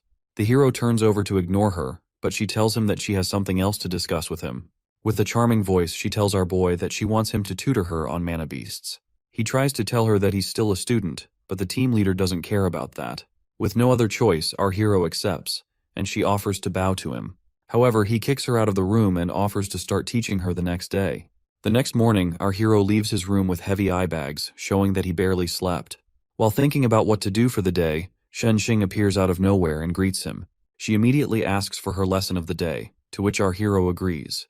He suggests that she should ask questions since he doesn't know how to go about teaching her. The team leader then tells him that the frostwing eggs didn't hatch and asks what her error is. The protagonist tells her to lower the temperature in the incubation chamber, and she asks for a reason. However, our hero is already tired of the endless questions. As they enter the lab, the other researchers are happy to see the hero. In seconds, they swarm him with different questions and urgent requests. Lin Qiu gets sick of it and tells them to all line up and wait. Later on, he finally lies on his bed to get some rest. His rest is cut short when the alarms beep and everyone is asked to gather outside. With a worried look on his face, he wonders if something has gone wrong. He meets up with Shen Xing outside and asks her what the situation is. She tells him that their captain, who just returned, rang the alarm to make an announcement. There, he sees the captain of the Vermilion Squad, Chao Gai, who's a Diamond 8-star Animorph. The captain tells them that Lin ran into a criminal organization in their country. After tailing them for a while, the chief instructor was able to find their hideout. Due to this, Chao Gai tells his comrades that 10 members will be selected to assist Lin Chong. As a lot of people offer to help out, the captain mentions that Lin Qiu has been requested for the operation. Our hero then reveals himself to the captain of the squad. Shen Xing tells the captain that the protagonist is an expert who the chief instructor brought. She starts praising our hero and talking about all his deeds since he arrived. Chao Gai commends the protagonist on his deeds, but doesn't feel comfortable sending him on such a dangerous mission. However, the hero freely volunteers and vows to take responsibility for his actions. The captain is still hesitant, but the team leader offers to protect our hero on the mission. Chao Gai then warns the hero about losing his life during the mission, but our boy is determined to help. After that, the captain hands him some papers with information and tells him to go through them before they depart. He turns to address the rest of the squad, while our hero looks very excited about the mission. Moments later, Lin Qiu sets out on a storm eagle with team leader Shen. From what he read, their target is the Tiger mercenary group known for all kinds of heinous crimes. However, Shen Xing highlights that there may be casualties if they attack the group because they stay in a populated area. She also mentions that the group has an explosives expert, and she wishes they had a spatial awakener. So the plot armor thickens for our boy. Lin Qiu now understands why the chief instructor requested him. The team leader's phone beeps and she says that they're almost at Lin Chong's location. By evening, they arrive at the border town woods where the chief instructor is waiting. Lin Chong tells them that he unexpectedly ran into their target, Wu Kei, on his way back with his eagle. The protagonist then asks why he took so long to contact them. The chief instructor explains that the criminal is very cautious and he never got time to rest while tailing the guy. However, the criminal didn't notice him and finally returned to the hideout. Lin Chong then points out the hotel being used as a hideout by the criminal group. He tells the hero not to stare too much because the enemies could be watching. The team decides to rest and take turns keeping watch while they prepare for the upcoming battle. The next morning, Shen says she hasn't noticed anything major aside from Wu Kei going to get breakfast. Seeing how exhausted the chief instructor is, the hero worries about him and wonders how long his recovery will take. He then suggests to Shen that they go up close to try and monitor the criminal group. She's worried about not having a change of clothes, but our hero pops out some clothes from his spatial dimension. Of course, this freaks out Shen Xing, and she wonders how the hell he pulled them out. She runs off with the clothes to quickly get changed. Later on, as they walk through the streets, all the guys can't help but stare at her. Our hero tells her not to hold him so tightly, but she's taking the role quite seriously. When they get to their destination, Shen Xing tells him that she wants something. Meanwhile, our hero uses his zoom skill to get a closer look at the hideout. There, he sees a goon holding a sniper rifle from the window. When he notices the guy looking at him, he moves to protect team leader Shen. He tells her to act calmly because the criminals are closely observing the area. Shen Xing continues to act out her role, and the hero suggests they get a higher point to observe the area. They head into a hotel and ask for a room on the 3rd floor, but the whole floor has been booked. The lady tells them the 4th floor is booked and asks Shen Xing for her ID. The hero begs the receptionist to make an exception this one time, but she can't because of their policies. However, Lin Q slams some money on the table, and the lady quickly accepts. So much for policies. The receptionist gives them the key card for the room, and they head off. When they get into the room, they start setting up their equipment to eavesdrop on the enemy. At first they don't hear anything, but when they listen closely, they hear some people discussing. However, Shen Xing can't figure out the language the people are speaking in. Fortunately, our hero has a language proficiency skill. Later on, Shen asks the protagonist what the people are talking about. He tells her that the guys were speaking Fulani, and he caught 3 key points in their conversation. Firstly, he says the goons were hired to come there. And secondly, they are here to receive an item and take it out of the country. Lastly, the criminal group has prepared explosive countermeasures, which means the hero's team needs to capture them quickly. The team leader decides to report the matter quickly, while our hero notices that the group is on a phone call. One of the goons confirms that the item has been gotten and assures the caller that they'll get it out. After that, he tells his subordinates that the item will arrive the next day. The protagonist quickly relays the information to the team leader. Suddenly, Shen Xing gets a call from Captain Chao Gai. He tells them that they've been swindled and have lost the item they were protecting. The protagonist wonders if this lost item has something to do with the mercenary group. He then informs the captain of the information he heard from the Tiger group. However, Captain Chao Gai says that his target isn't headed in the hero's direction. He feels the group will do something crazy if they know they've been found, but he decides to send some backup. Shen Xing then asks about the identity of the item that was stolen. The captain tells her that it's the final design of the Awakener weapons left behind by the late Mr. Zhang Hong. The team leader is surprised to hear that Zhang was able to develop the Awakener weapons. After hearing how important this research item is, our hero and Shen Xing vow to complete their mission. Shen then explains that the Awakener weapons are designed to be imbued with mana to improve their damage. However, she feels sad that Zhang is not there to see his works come to life. The hero then tells her that they have to retrieve this item by any means necessary. Later, they meet up with the chief instructor and tell him what they've learned. Shen Xing suggests that they work together with the fire department to evacuate civilians before it's too late. Meanwhile, our hero goes ahead to draw his skill for the day. He ends up getting a couple of E-rank skills involving vehicles, but he wishes he had better luck and got something more useful. As if it's not bad enough, he gets a ventriloquism skill that allows him to imitate any sound. He suddenly sees that it's not completely useless and proceeds to ask Lin Chong a question. He asks about the potential location of the explosives, to which the chief instructor says that the criminals will be keeping it nearby. With that, our hero comes up with a plan for the mission. With a devilish expression, he tells the team that they'll set the place on fire. Shen thinks he's crazy, but Lin Chong tells our hero to keep explaining his idea.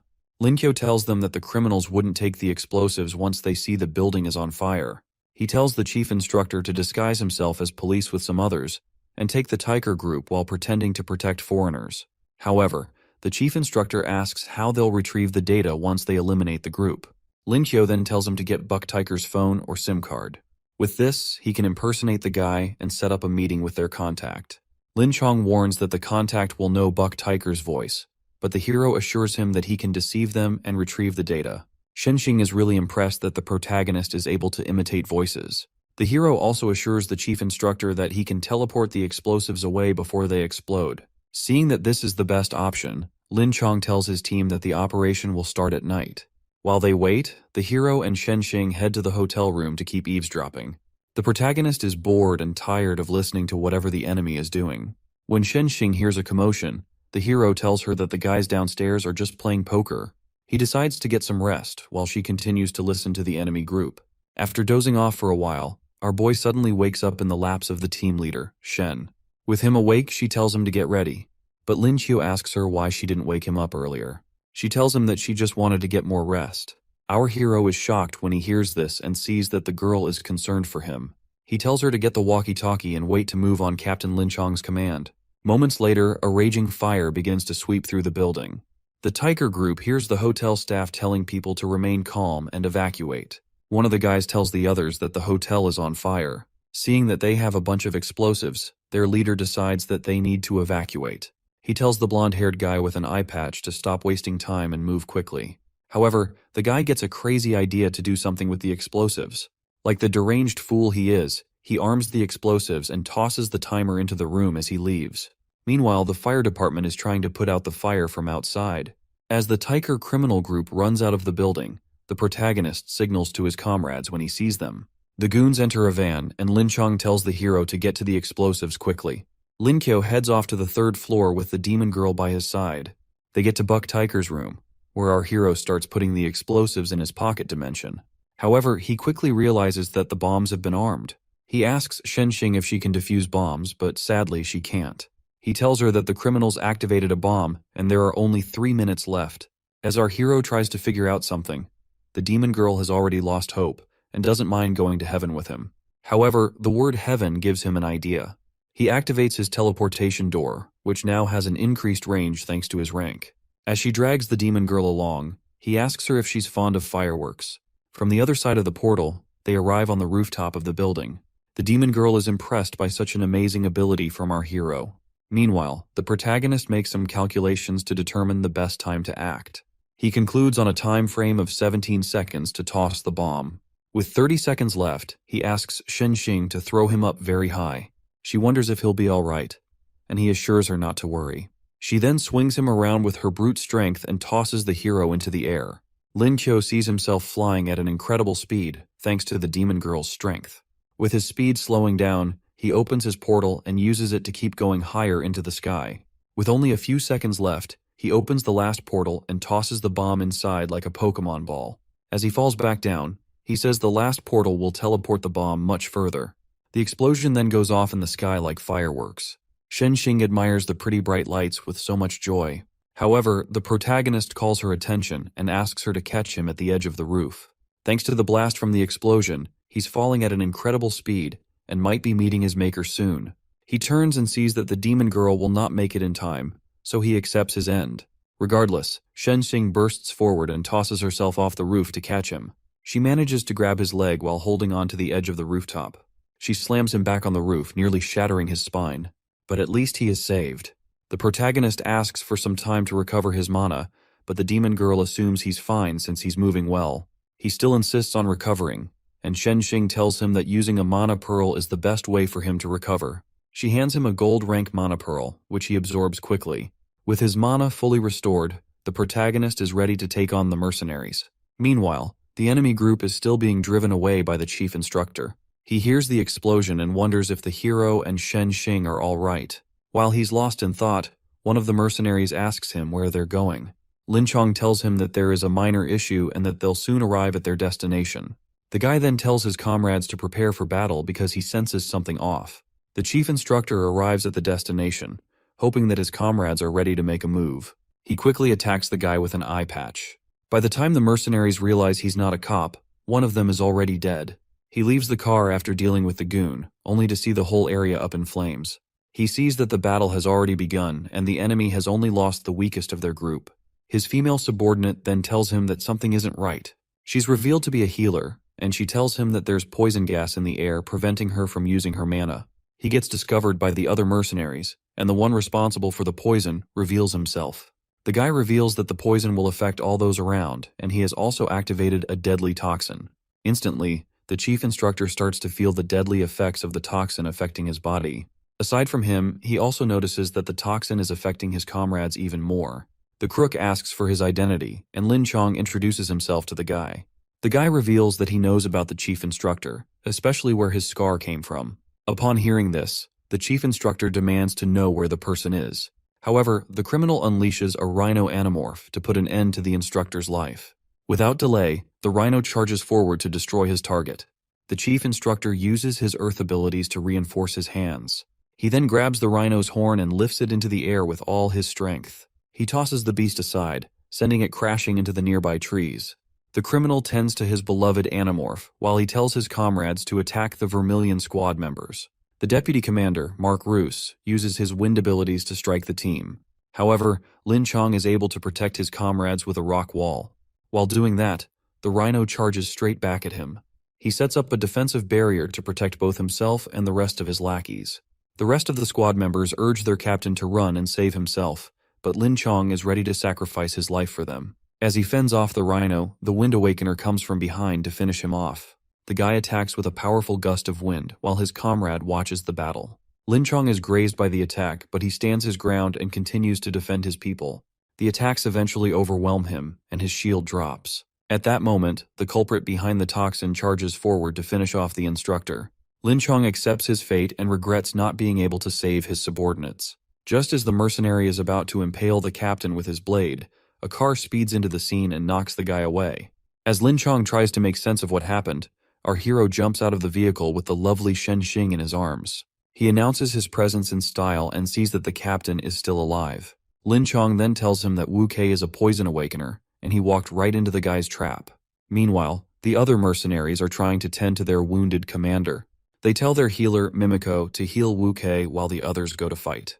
The protagonist tells them to wait while he gets ready for battle as well. The mercenaries are shocked to see that the hero can understand and speak their language. However, they ignore him and charge forward to attack. Shen Xing then morphs into her demon form to face the criminals. While they are shocked by her appearance, she lunges forward to rip them to shreds. The mercenaries manage to deduce her rank as one of them raises an earth wall to defend. The demon girl is able to charge over the wall and use her sharp claws to slash the guy's hand. The other mercenaries decide to work together after seeing that a demon awakener is not to be underestimated. As the battle rages on, our hero is uncertain of who will be the victor. His attention then turns to Lin Chong and his squad members, who are in a very bad state. The female squad member tells the hero to save the captain because the poison has already done too much damage. However, he takes her hand and decides to deal with the situation quickly. While she is confused by his actions, Lin Chu starts to treat her immediately. Luckily, he was able to get a medical proficiency skill earlier. He checks her pulse and figures out how the toxin is working in her body. The girl is shocked to see that the protagonist is good with mana beasts and medicine at the same time. He simply tells her he has a wide range of hobbies while searching for something in his pocket. He then pulls out a surgical blade, causing the girl to panic and be worried. However, he urges her to relax and quickly slashes her once. He holds her hand gently while she bleeds out all the bad poison. Slowly, her vision and mana flow start returning to her, thanks to our guy's skills. The girl then urges the hero to go and treat the other squad members, but he reminds her that she's a healer who should be doing that. Moments later, we see a healer tending to Wu Kei's wounds. He recovers and wonders how long he was knocked out. Nevertheless, he is baffled when he sees members of the Vermilion squad recovering from his toxin. He doesn't understand how their healer was able to get the toxin out of her own body. He also sees that their boss is having a hard time with the ongoing fight as well. In order to save his group, he decides to release another wave of deadly toxins. As the poison spreads out, Wu Kei feels unbothered because his comrades all have antidotes for it. Shen Xing stops her fight as the poison gas gets closer to her. The mercenaries tell their healer to heal them, believing that the demon girl has been poisoned. However, they are taken aback by what they see. Like the demon she is, Shen Xing sucks up all the poison and says it's very delicious. This girl is a complete crackhead. The toxin only succeeds in empowering the damage of her claws. She walks up to Wu Kei, who is frightened and looks like he's about to wet his pants. The demon girl slaps him away, leaving the others completely scared of her power. She slowly approaches the remaining mercenaries, and all they can do is scream for their lives like pathetic wimps. As night falls, all that can be heard is the pathetic screams of the criminals as Shen Xing mops the floor with them. Even her comrades are completely scared of her. The hero is confident that the criminals will eventually surrender after taking so much damage. Lin Chong heads to report to the captain of the squad, and he reminds his people to spare Wu Kei. When the hero asks why the guy needs to be spared, Molly explains that the criminal commander might know the location of Lin Chong's sworn enemy. Lin Kyo is shocked to hear that the chief instructor has a sworn enemy. Molly explains that 8 years ago, Lin Chong had joined a mission with Wu Haiyuan, who was the captain at that time. They were tasked with bringing back a valuable item to the country. Captain Wu's unit was ambushed by a strange force on their way back, and the captain was no match for the powerful forces and the strange man. In the end, the squad members sacrificed themselves for Lin Chong to escape. That was when he got the scar on his face, and he swore to leave it as a reminder of what happened. Lin Chong kept beating himself up for what happened then, and wished he had died like the rest. Molly also says that Wu Haiyuan must feel conflicted about letting the chief instructor live. The hero can also tell that Lin Chong hasn't stopped thinking of that time. While he wonders how powerful that enemy has become, Molly sees a horrible sight. Team leader Shen ends up killing the commander and deputy commander of the Tiger mercenary group. So much for keeping an eye on her. Lin Q notices that the team leader's condition is a bit unusual. At that moment, the demon girl achieves a breakthrough and reaches the platinum rank. According to Lin Chong, once a demon awakener achieves this rank, they can retain control over their mind. She then asks her captain if she should finish off the remaining mercenaries. At their plea, he decides to bring them back for interrogation and ask them some questions. He asks them if they know how he got the scar on his face. But the healer Mimiko doesn't understand his language. The protagonist then translates for them and threatens the criminals as well. The goons don't know anything about Lin Chong's scar, and the hero relays this to him. Mimiko then tells them that Wu Kei is affected by demon poison and she can't heal him. Team leader Shen offers to wake up the guy with her demonic methods. She uses her demonic touch to remove the poison, and the guy finally wakes up. He sees the demon girl and is completely frightened. He shrivels up in a corner like a loser and begs her not to eat him. The chief instructor then asks her to take the other two criminals to a corner. After that, he starts to interrogate Wu Kei, asking what he knows about the scar on his face. The guy refuses to answer, but Lin Chong assures him that he'll be kept alive like his remaining comrades. However, the poison awakener doubts he'll be let free, considering how many crimes he has committed. The guy then asks the chief instructor to swear on his squad's name that he'll be let go once he gives the information he has. He knows the instructor and his squad are big on vows and rules, so he wants to leverage this for himself. The chief instructor then swears that no one from his squad will attack Wu Kei after the guy reveals the information. Feeling glad that Lin Chong actually made a vow, the criminal decides to be a man of his word as well. He reveals that the instructor's sworn enemy is known as Capella from M Nation, and he's a berserk awakener. The last time Wu Kei saw him, the guy was at the peak of the diamond rank. The goon says he got the information from one of Capella's underlings known as Jabari. The instructor assumes he's right, considering his investigations have all pointed at Capella. After that, he decides to let Wu Kei go free. The instructor gives the criminal the final chance to leave, but the guy wonders if his actions are worth it. The protagonist admits that there's no reason to let a scumbag like him walk free. However, the guy asks if he isn't afraid that people will find out about the vow. Our hero then reveals that he isn't part of the squad. He lunges forward to teach the goon a lesson and lands a haymaker that shatters the guy's jaw. After the guy gets knocked out, Lin Chong shows the protagonist Buck's phone. He also thanks the hero for all he's done to save their lives. After that, he asks Lin Chu about the explosion he heard. The protagonist explains that the explosives were detonated safely after criminals set them up. The only problem is that the hotel suffered a lot of losses. Once again, the chief instructor humbly thanks our hero and bows. The protagonist tells him that he isn't worthy of so much praise. Lin Chong then tells him to call him by his first name, so it doesn't look like they're so distant. After that, they head off to rest and interrogate the other two mercenaries. The next day, our hero starts to interrogate Mimiko, and she agrees to comply. She introduces herself to him and says she was taken away by Buck when her healing abilities were discovered. Shenxing calls his attention and reminds him to take the interrogation seriously. He finally focuses and tells the criminal that she'll be punished for hiding anything. Mimiko isn't sure who hired her, but she says someone from M Nation spoke with Buck when she was in the room. She says the person's code name is Great Teacher, and it seems like the person has a high position in the country. After that, Lin Chu asks her how much she was paid to partake in the mission. When she says they were offered $100 million, the hero completely loses his mind. According to her, they'll get $30 million as an initial payment, then the rest will be sent to the mercenary company's account. The hero worries that Buck is the only one who can access the account, but Mimiko reveals she also has the password. After that, the hero asks Shen Xing if there are any computer hackers around, and she tells him they have a guy known as Yang Fan. 10 minutes later, Yang Fan arrives in the interrogation room and meets Lin Qiu.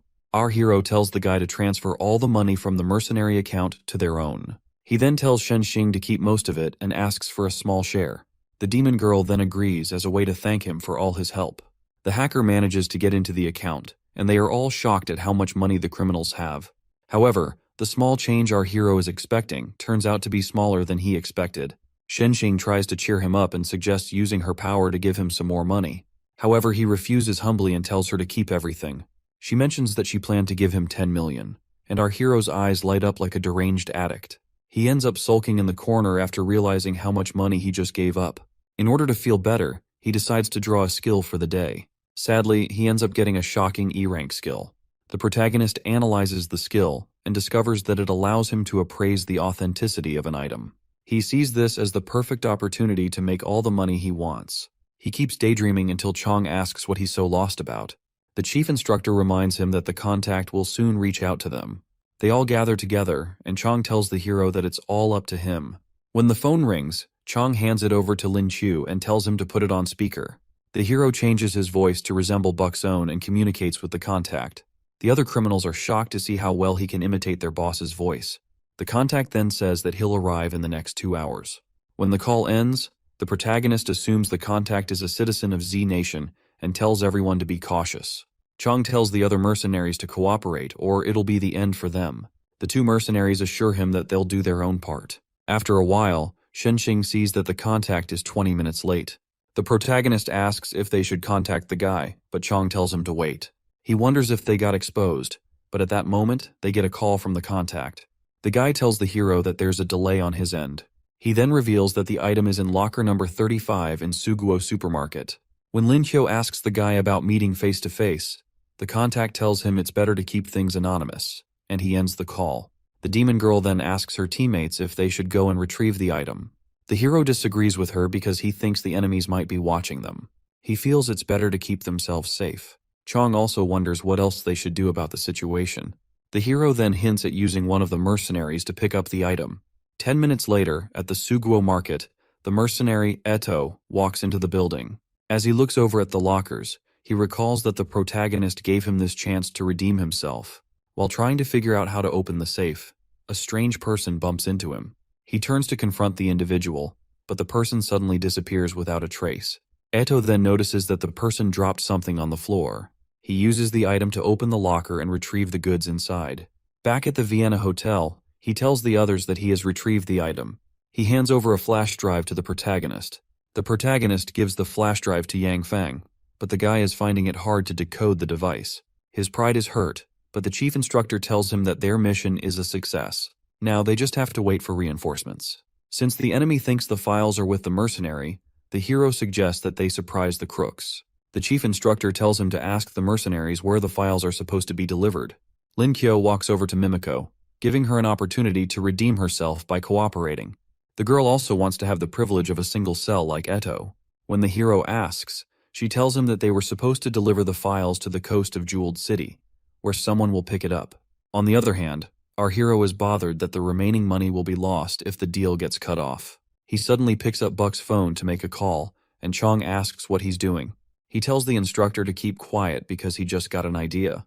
On the phone, the contact tells him to deliver the item to the given coordinates.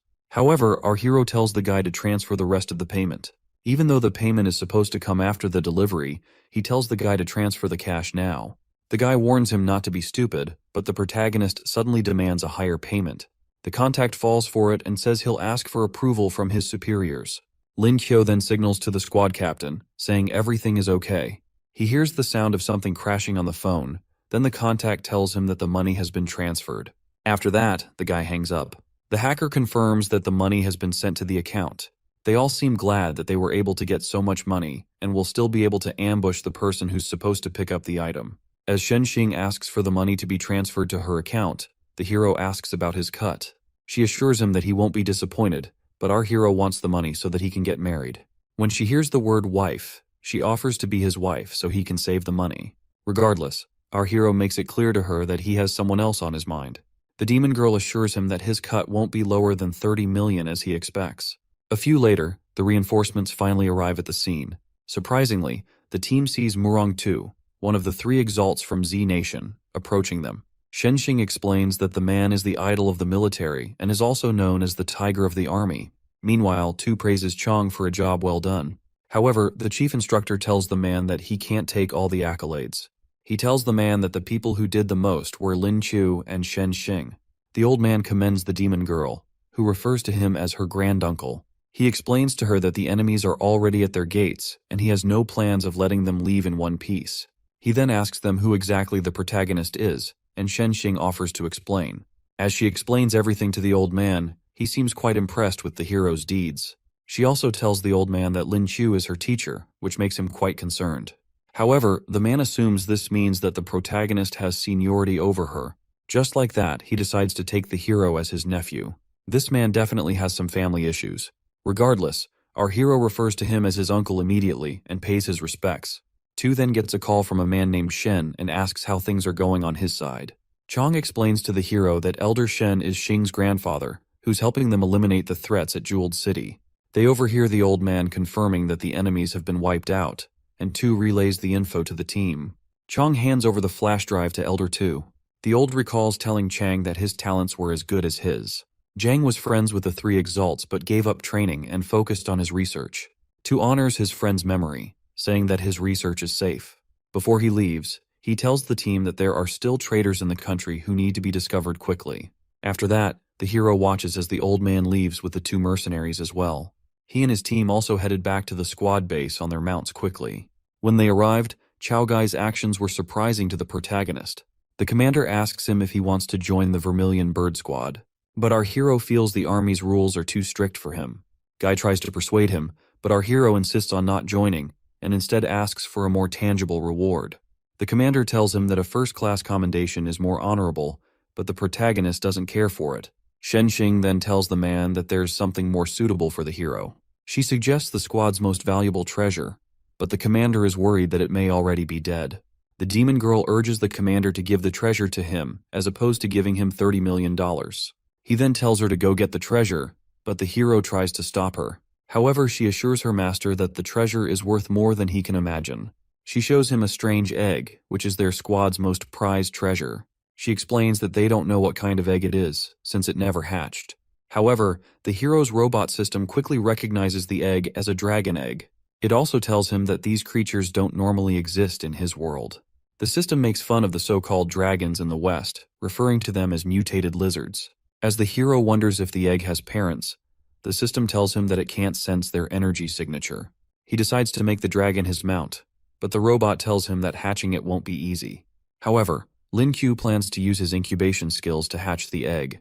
As Shen Xing slaps the egg, he tries to stop her from breaking it. Regardless, she tells him that even bullets can't pierce the egg. This crackhead actually tried to shoot it. Not only that, but she also used her demonic powers on it.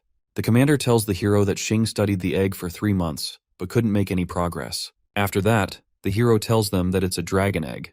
The commander is completely shocked to hear that it's the same type of dragon spoken of in legends. Lin Kyo tells the commander that he can still have the egg if he is given the $30 million. The demon girl wonders if he's giving it up because the egg is hard to hatch. However, the hero explains that hatching the egg is easy with mana. The first way is if an exalt transfers mana to the egg, it'll hatch in 10 years.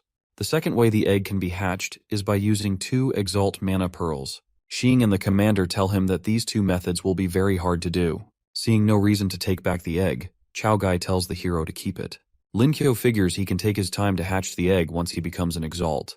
Back in his room that night, he starts transferring some mana to the egg and plans to do it every day. He suddenly gets a strange feeling and manages to break through into a 2-star silver rank awakener. After his breakthrough, he brings out a gold mana pearl and wonders if he should absorb it or use it on the egg.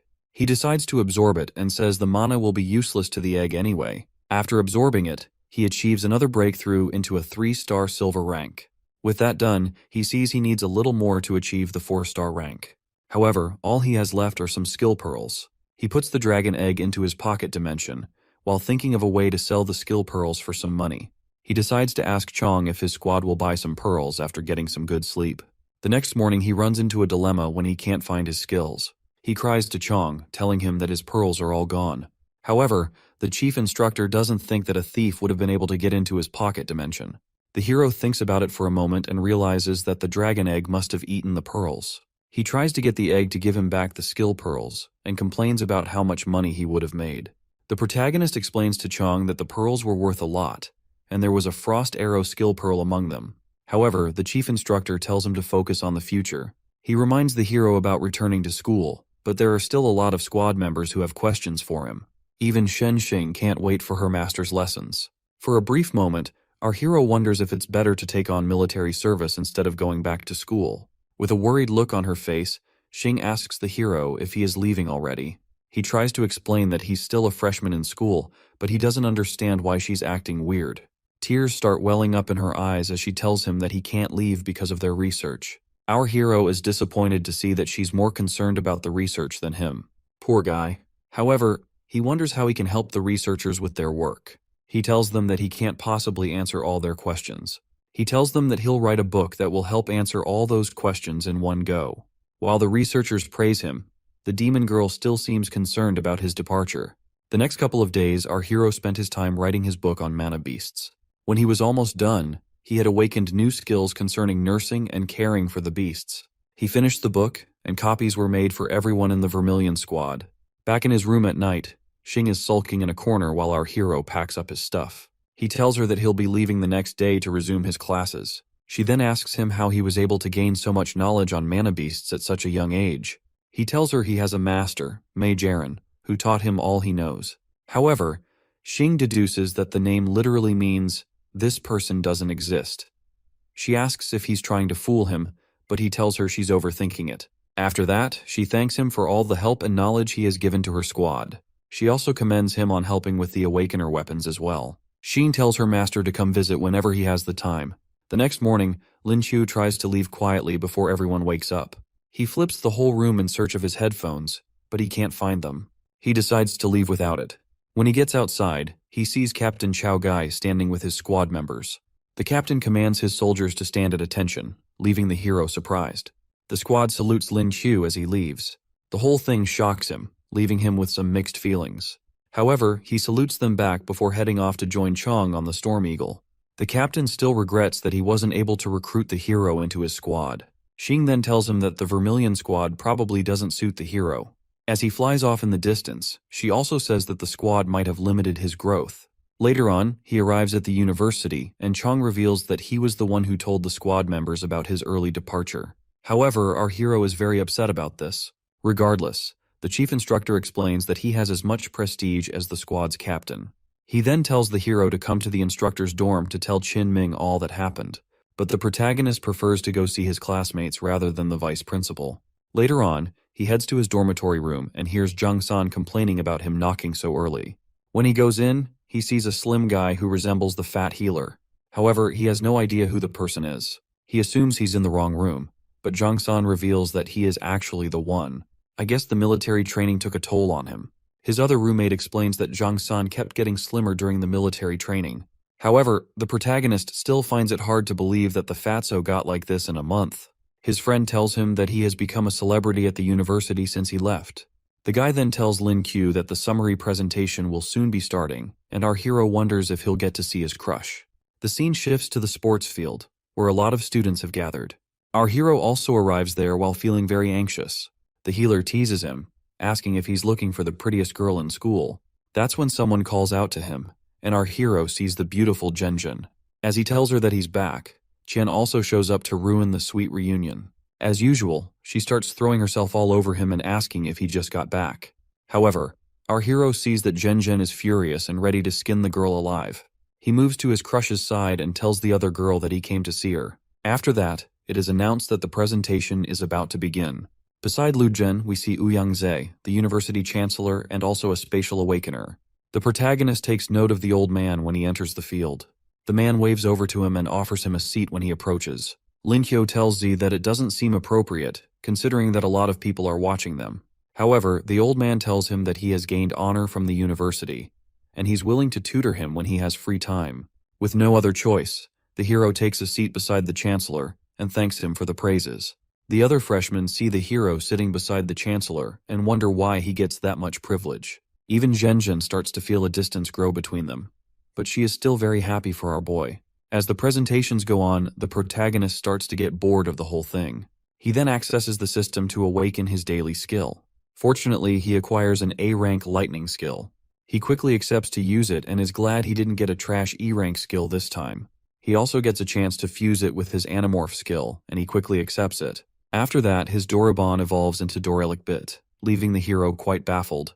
The robot starts chanting a script, and the hero wonders if he can use his lightning abilities already. The system confirms it, and he's glad that he doesn't have to do the weird chant before using his ability. He also gets the ability to generate static electricity by rubbing his hands together when he morphs. Considering he's a shameless degenerate, he has confidence in his ability to use this well. He also gets 2 other powerful skills that can deal a lot of damage to a single target, and that's also a long-range attack. Seeing that these are single-target skills, he concludes that he needs to look for a multi-target Pearl skill. With his ability at S rank, our hero feels like a complete badass. The presentation finally comes to an end, and the military service is over. He then sees Zhang San thanking instructor Ming for helping him lose weight and train hard. The vice principal then approaches and calls him. He tells the hero that the chancellor is waiting in the training room to teach him. As they enter the training room, Lu Zhen tells the hero that the room is not being openly used because classes haven't resumed. The hero then sees the chancellor, who is actively training. In that brief moment, our hero feels like the old man is going to use him as a punching bag. Z then tells Lin Chu to attack him with everything he's got. However, he feels quite uncomfortable going all out against the old man. With no other choice, he activates his newly acquired form, Doara Elic Bit. The furious lightning buzzes around him as he prepares to attack the chancellor.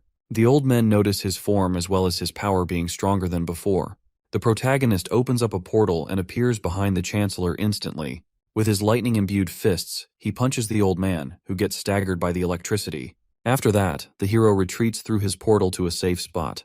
On the other hand, Z takes note of the impressive abilities of the protagonist. He then tells Lin Q to attack with everything he has, promising not to retaliate in the process. The protagonist is glad that the old man won't fight back, wishing he had said it earlier. With that settled, he charges up an even more powerful lightning attack to strike with. With all his might, the hero unleashes a lightning strike on the Chancellor, making the old man feel overwhelmed. The Chancellor is able to tell that the attack is as strong as the most powerful attack from a Peak Silver Awakener. After that, he asks the protagonist if he has anything else in his arsenal. Our hero is already pretty exhausted from the earlier attack. However, he attacks the old man with a barrage of punches, but this is just a distraction. He steps back to use his final attack by using a portal to pluck a strand of the old man's hair. This guy's audacity is insane. Regardless, the Chancellor is disappointed at his petty tricks. Despite the hero being an unruly idiot, Z admits that he has a keen mind. He is pleased by Lin Chu's feats and offers to be his master. Without hesitation, our hero quickly accepts him with all the gratitude in his heart. Z then reaches into his pocket to give the hero a gift. He hands Lin Q a gold-rank spatial ability Mana Pearl, which also has a skill in it. The Chancellor then tells him to learn the ability immediately. As our hero absorbs the pearl, the old man feels he will make a good successor as a spatial awakener. After absorbing it, Lin Chu manages to break through into silver rank 4 stars. He sets his sights on the test dummy nearby and unleashes his dimension slash on it. As the slash disappears midway, he tells his master that the ability is subpar. However, the test dummy suddenly explodes into tiny pieces, leaving our hero completely shocked. Lin Q realizes that the ability is more powerful and useful than he thought. After that, the Chancellor asks him to explain his spatial abilities. The protagonist starts by explaining the capabilities of his teleportation door. He explains that he's been using the door as a teleportation skill, and he goes further to explain its practical skills when he combines it with his mana skills. The old man then tells him to test out his ability. The protagonist opens the Anywhere door, which now has an increased range of 70 meters. As the portal opens, he sends his dimensional slash into it, and the attack comes out on the other side, destroying the ground. Chancellor Z commends his display of combining his skills. Even Lucian remarks on how impressive the technique is. Lin Qiu also realizes that he can use the door in combination with his lightning abilities to pursue a target. Xian suddenly enters the room, telling her grandfather that it's time for dinner. Our hero is shocked to see her and asks what she's doing there. He reveals to the Chancellor that he's classmates with her, and she refers to the old man as her grandfather. She then warns the old man not to be deceived because she thinks the hero is just an anamorph awakener. However, the old man lets her know that he's not a fake and has decided to become the hero's teacher. Feeling afraid of her grandpa, she nervously refers to the protagonist as her uncle. Lin Kyo takes the opportunity to gloat about being Shen Xing's master as well, which leaves the old man baffled. Z then tells him to take care of his granddaughter when classes resume, but she doesn't seem too fond of this. Later on, the old man leaves, saying he'll return to teach the hero when classes resume. As he bids his master farewell, Zhang San approaches him. The protagonist explains that he was called off and wonders why his friend is looking for him. The guy then drags him off, so they can enjoy their remaining 2 days of vacation. They arrive at the number 3 company in the country, known as the Prosperity Group. There, Zhang San waves over to his brother, Zhang Er, who is revealed to be the second son of the owner of the Prosperity Group. He introduces his brother to the protagonist. On the other hand, is shocked to see how his brother has changed so much. Our hero knows exactly how the guy feels because the weight loss is really shocking. Decides to confirm San's identity by asking for their eldest brother's name. San tells him it's Jiaki, and the guy realizes that the slim dude is really his brother. He then tells his brother that the protagonist has been protecting him while they're in school, tells the hero that he can call him brother as well and says that he's heard a lot about him. He then tells them to come inside, but our hero feels suspicious of the guy. As they get into the elevator, Lin Chu can't help but marvel at how outstanding it looks. They arrive at their floor and walk into what looks like a storage room. San tells the hero that his brother is fond of playing around with different kinds of things. While staring at all the antiques, asks the protagonist what he thinks of them. The hero then uses his appraisal skills on the items and finds out that most of them are fake. He tells the guy that most of his antiques are fake, which shocks him.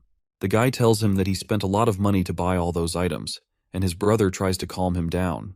Our hero then offers to appraise some items for him. However, doesn't fully trust the hero's judgment.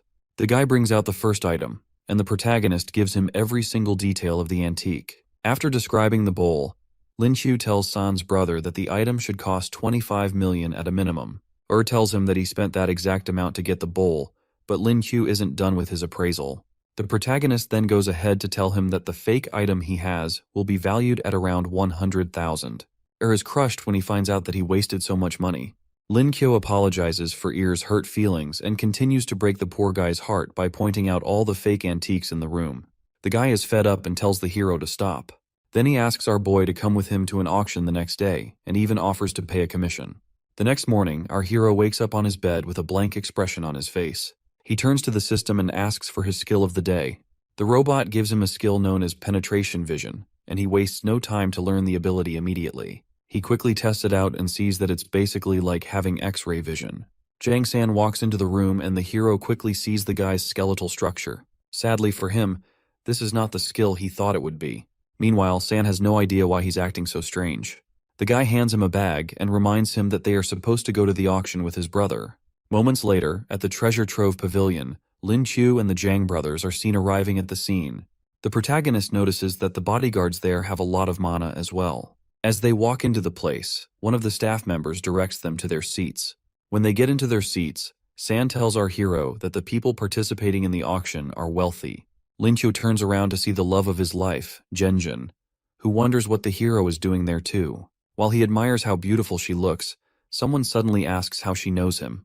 The high school goddess introduces the person who is revealed to be her mother, Wen Shihan. However, our hero sees her as his future mother-in-law. With a mean look, she confirms that Lin Q is the one who defeated her daughter several times. San's brother then waves over to Shihan. He introduces her to his brother and tells the woman that the protagonist is also his brother's schoolmate. The woman then winks at our boy while mentioning how often Zhenjun talks about him. Meanwhile, Zhenjun tries to get her mom to stop teasing her. Our hero, being the Giga Chad he is, tells Shihan how beautiful she is, and how he could have mistaken her for Zhenjun's sister. The woman sees how much of a sweet talker our boy is. While Zhenjun tells him to stop blabbing so much, her mother takes note of how much she likes him.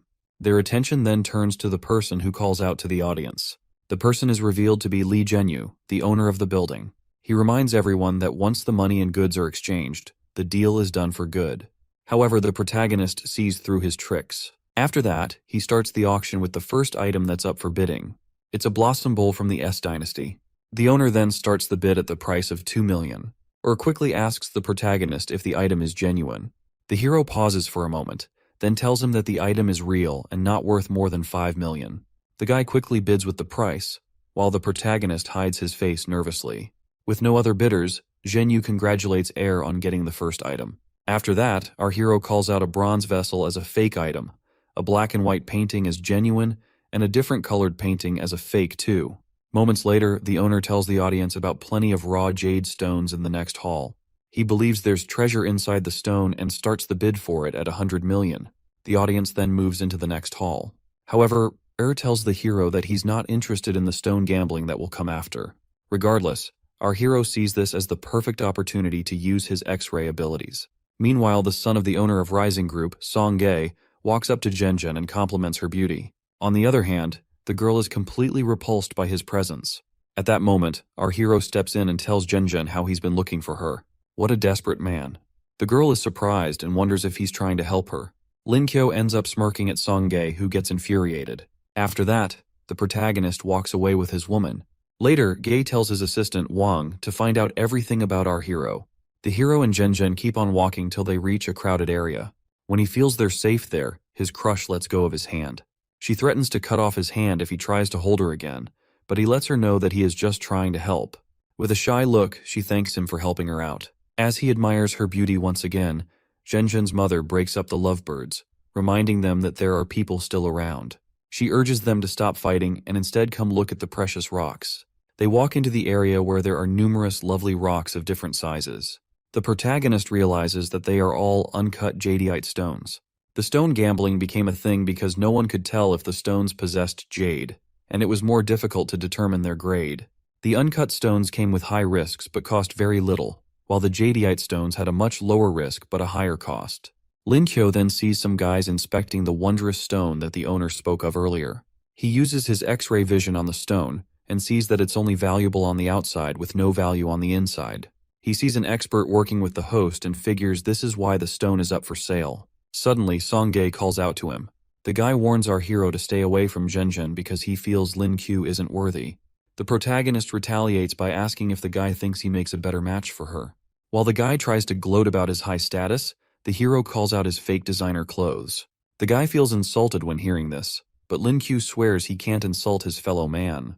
Zhenjun and her mother look towards them as the situation gets heated. Song-gae then proposes a wager and says whoever loses has to stay away from the high school goddess. As Zhenjun calls out the guy for attempting something so audacious, the hero also tells him that she is not an object to be sold.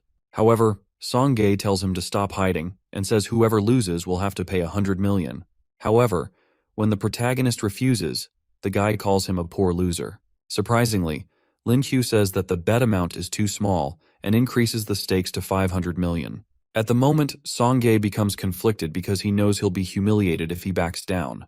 He then asks if the hero has such an amount of money, or then comes in and says he'll pay up the money if the protagonist loses. Still, the desperate guy and his butler see Jong-air as nothing but a little kid. The guy then accepts the deal and tells the hero not to cry if he loses. Meanwhile, Shihan asks her daughter if she's interested in the hero, but Zhenjun tells her that she's too young. However, her mother doesn't feel the same way. She decides to stop teasing her daughter after the poor girl calls her out for it. Shihan promises not to interfere in her daughter's decision, so long as she is happy. On the other hand, Zhenyu offers to be the witness of the wager. He tells them the 5 tiers of the uncut jadeite stones in the area, the first going from 3,000 to 10,000 and the last tier being at over 10 million. He tells the two sides to choose 10 stones, and the person with the highest value will be the winner. The protagonist and Song-gae's assistant then proceed to choose their stones. As the butler submits his picks, the owner puts on a devious expression. Soon after, the protagonist submits his selection as well. From Jae-yoon's perspective, Wang's selection looks much better than the hero's own. He wonders if the protagonist really knows how to play the game, or is depending on luck. He then asks who will go first to cut their stones, and our hero decides to go first. The gem cutter starts to cut the stone and is shocked by his discovery. Lin Kyo's stone ends up gaining much value once they discover the jade inside. The owner analyzes the excellent texture of it and says its value is worth 10 million. Upon hearing this, the whole crowd can't believe how lucky our boy is. Meanwhile, Song-gae and Wang look quite upset. After that, it's Ji's turn to cut his stone. Wang then tells them to cut it from the middle, which makes the hero laugh at him slightly. When Lin Kyo is confronted, he plays it off by saying that he was remembering a joke. Then the owner proceeds to start cutting the stone.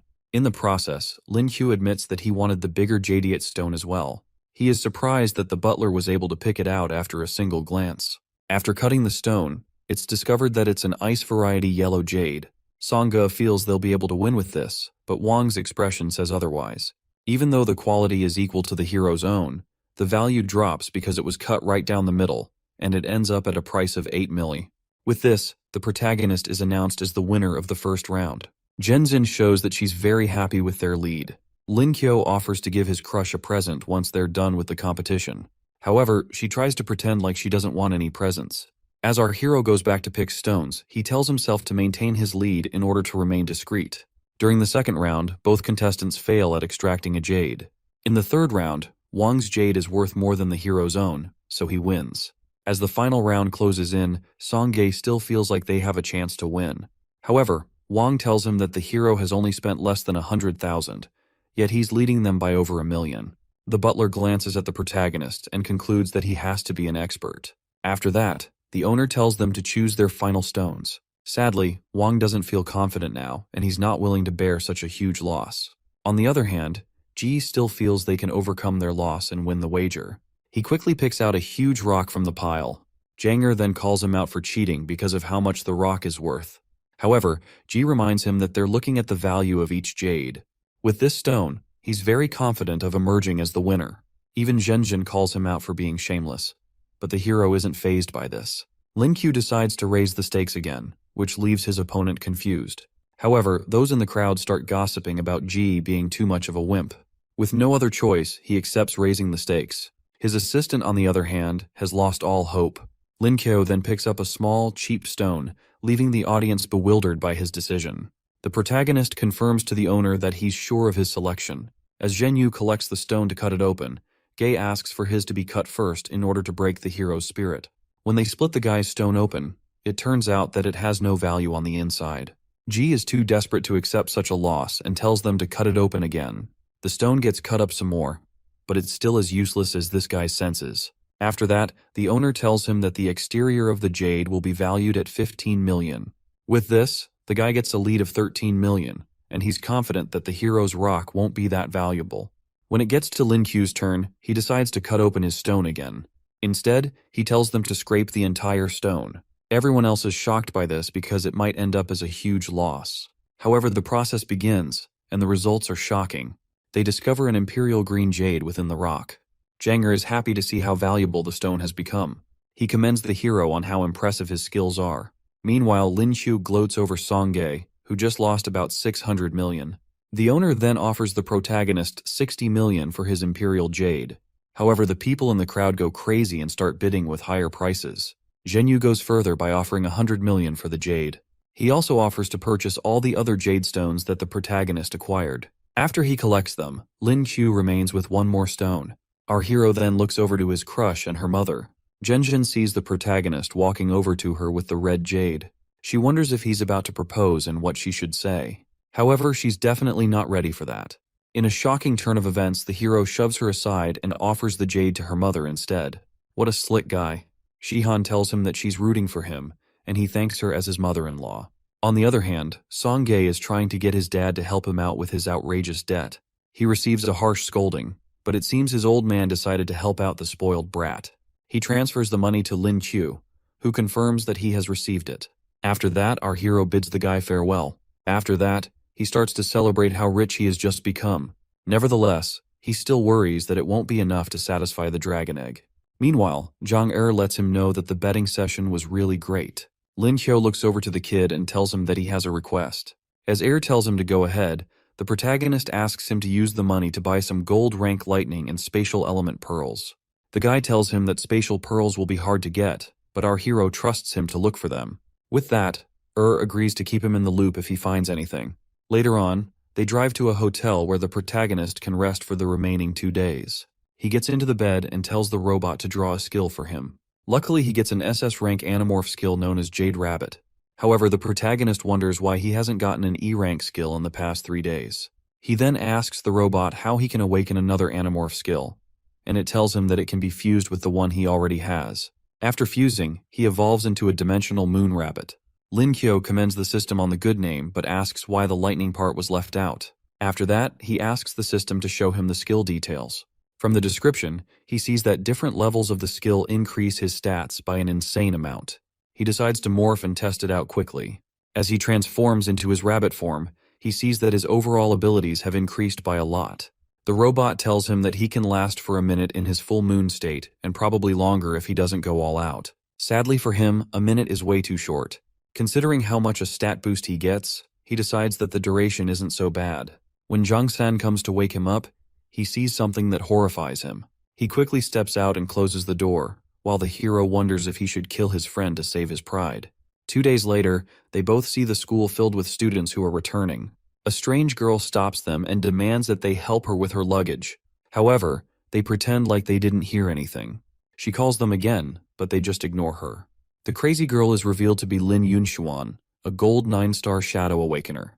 Lin Kyo then asks her what she needs. Yunshuan believes the hero and his friend are pretending, just to get her attention. What an idiot. She then acts like she's giving him a chance to carry her luggage, and the hero asks why. While she's confused by this, he goes ahead to ask her if they owe her something, since she's acting so spoiled. The girl starts feeling nervous because she hasn't experienced something like this before. She then asks politely for help, and Lin Chu decides to help her after seeing she's not so bad. Yunshuan notices that they are freshmen and asks for their names. Jang-san introduces himself and the hero, but he tells her that she should have done so first. The girl is surprised that they don't know her, but she introduces herself. San tells the protagonist that she's the former top beauty of the university. However, the protagonist doesn't think she's prettier than his love, Zhen. On the other hand, Yunshuan tries to calm down since she's dealing with new students. When they get to the dormitory, she goes to meet her dorm manager. As they wait, San remarks on how great the girls' dormitory is. Later, on the first day of classes, our hero has his first lecture, which is on mana beasts. Their lecturer for the class is Professor Zhang, who is famous in mana beast studies. While all the students are impressed by him, our hero feels there's no one who can match his knowledge of mana beasts. He suddenly sees a textbook and notices an error in it. As he flips through, he sees a couple more errors and writes them down. While he's doing that, the professor calls him and asks to see what he's writing down. He hands the book to Professor Zhang, who is shocked by the things he wrote. The old man takes a seat and asks for our hero's name. The old man then asks about his correction on the Crimson Jade Cat, to which Lin Q tells him that the beast has terrible night vision. He explains that the cats are agile at night thanks to their extraordinary hearing. As the professor continues to talk with him, the other students wonder what's going on. Sima Yan reminds the old man that they're still in class. However, the old man tells them to prepare for the next class, while he discusses the issues of the textbook with Lin Q. Qian and the other students are impressed by the hero's knowledge. After that, the professor tells them to leave in order not to disturb them. As they step out, it's evident that some students aren't happy about this. The old man tells the protagonist that any mistake they make could potentially kill people in dungeons. After that, they continue their discussion. Later on, in advanced math class, the protagonist sees a free seat beside Zhenjin. As he walks over, Chen rushes to his side and asks him to sit with her. He tries to tell her he wants to sit with his crush, but the high school goddess pretends not to care. As Chen keeps bugging him, he can sense Zhenjin's piercing gaze. He tries to play it off after seeing how angry she is, while Chen remains confused.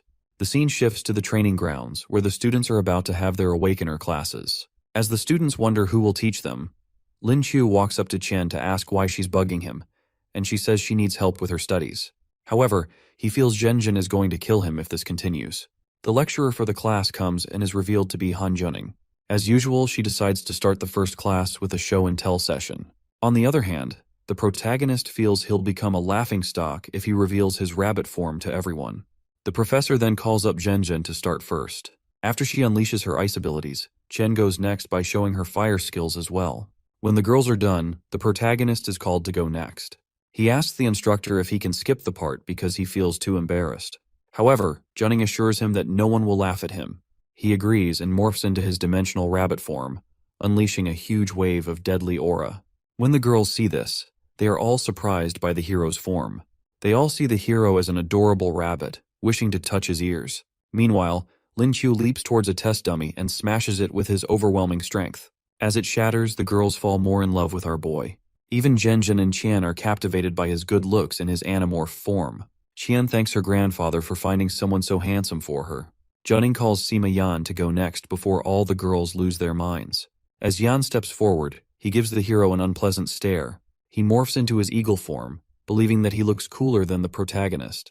However, the girls see his form as pathetic and not even comparable to that of the hero.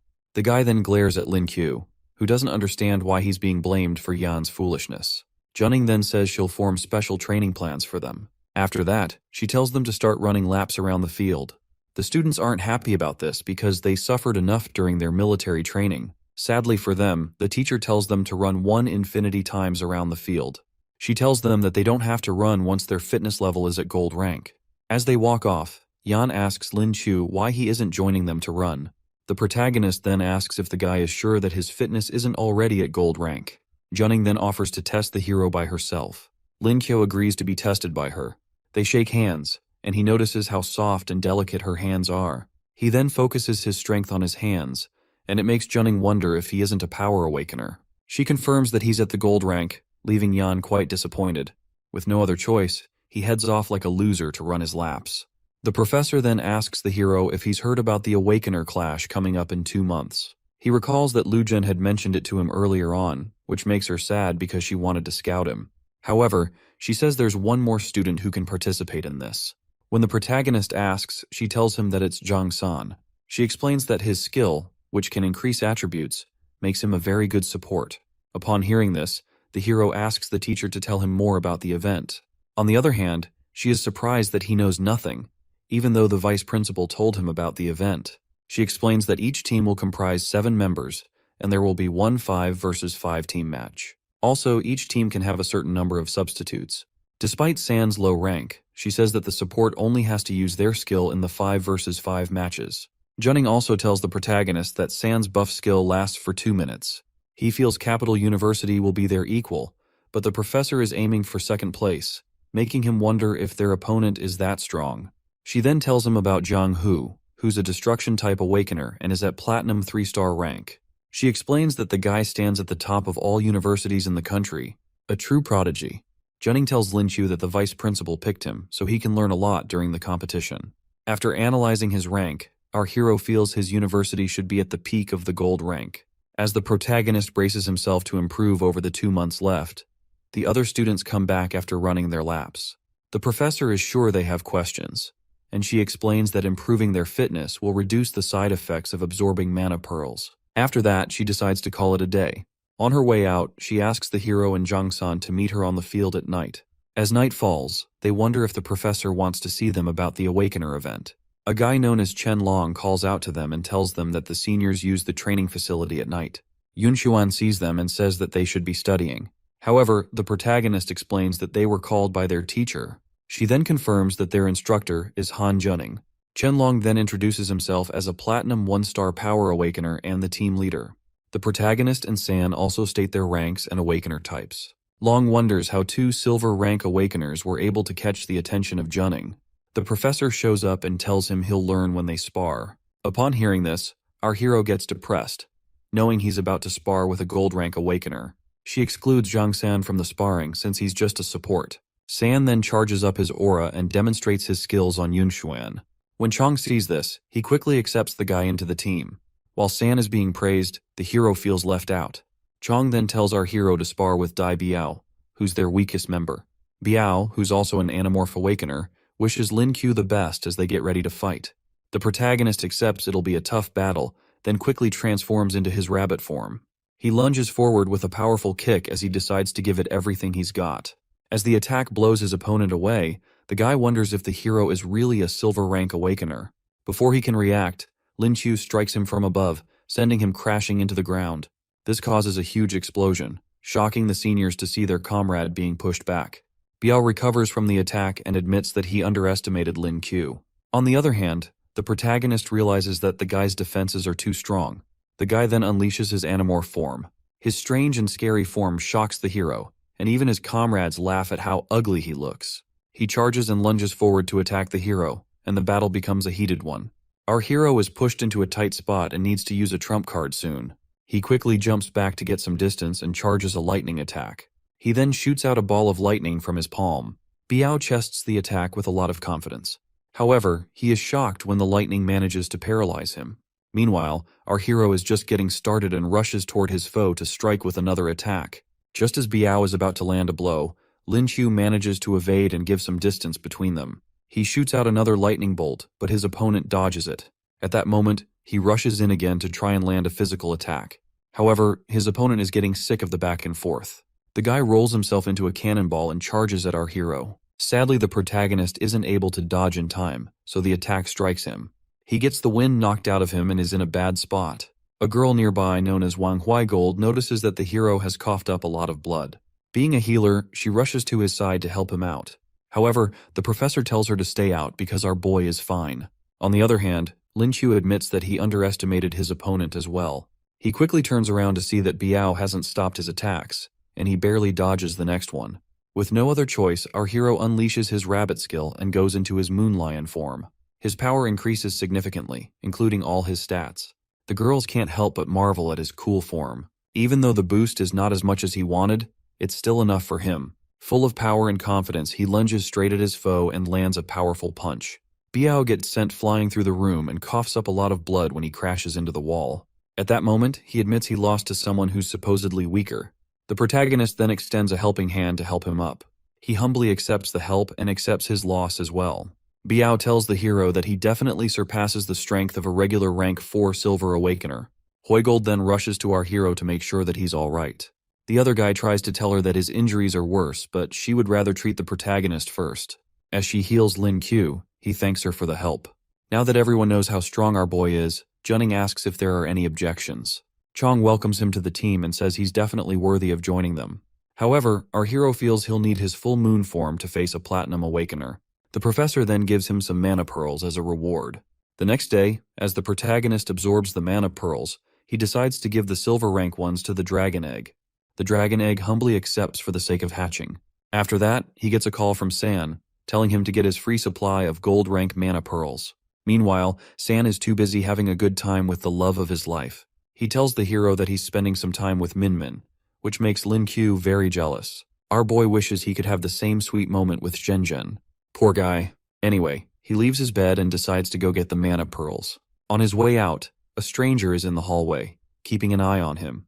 The guy calls Wang to ask if he should engage, but Wang tells him not to do anything around the university. Meanwhile, our hero meets up with Zhang Er. The guy says he was able to get a lot of gold rank and platinum rank pearls, but the lightning and space-type pearls are proving difficult to find. Lin Qiu accepts the huge box of pearls and can't imagine how hard it must have been to gather so many. As the hero leaves with the pearls, tells him that he'll try his best to find the others.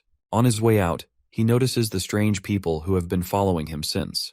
With a devilish look on his face, he picks up his phone and tells someone to check their messages.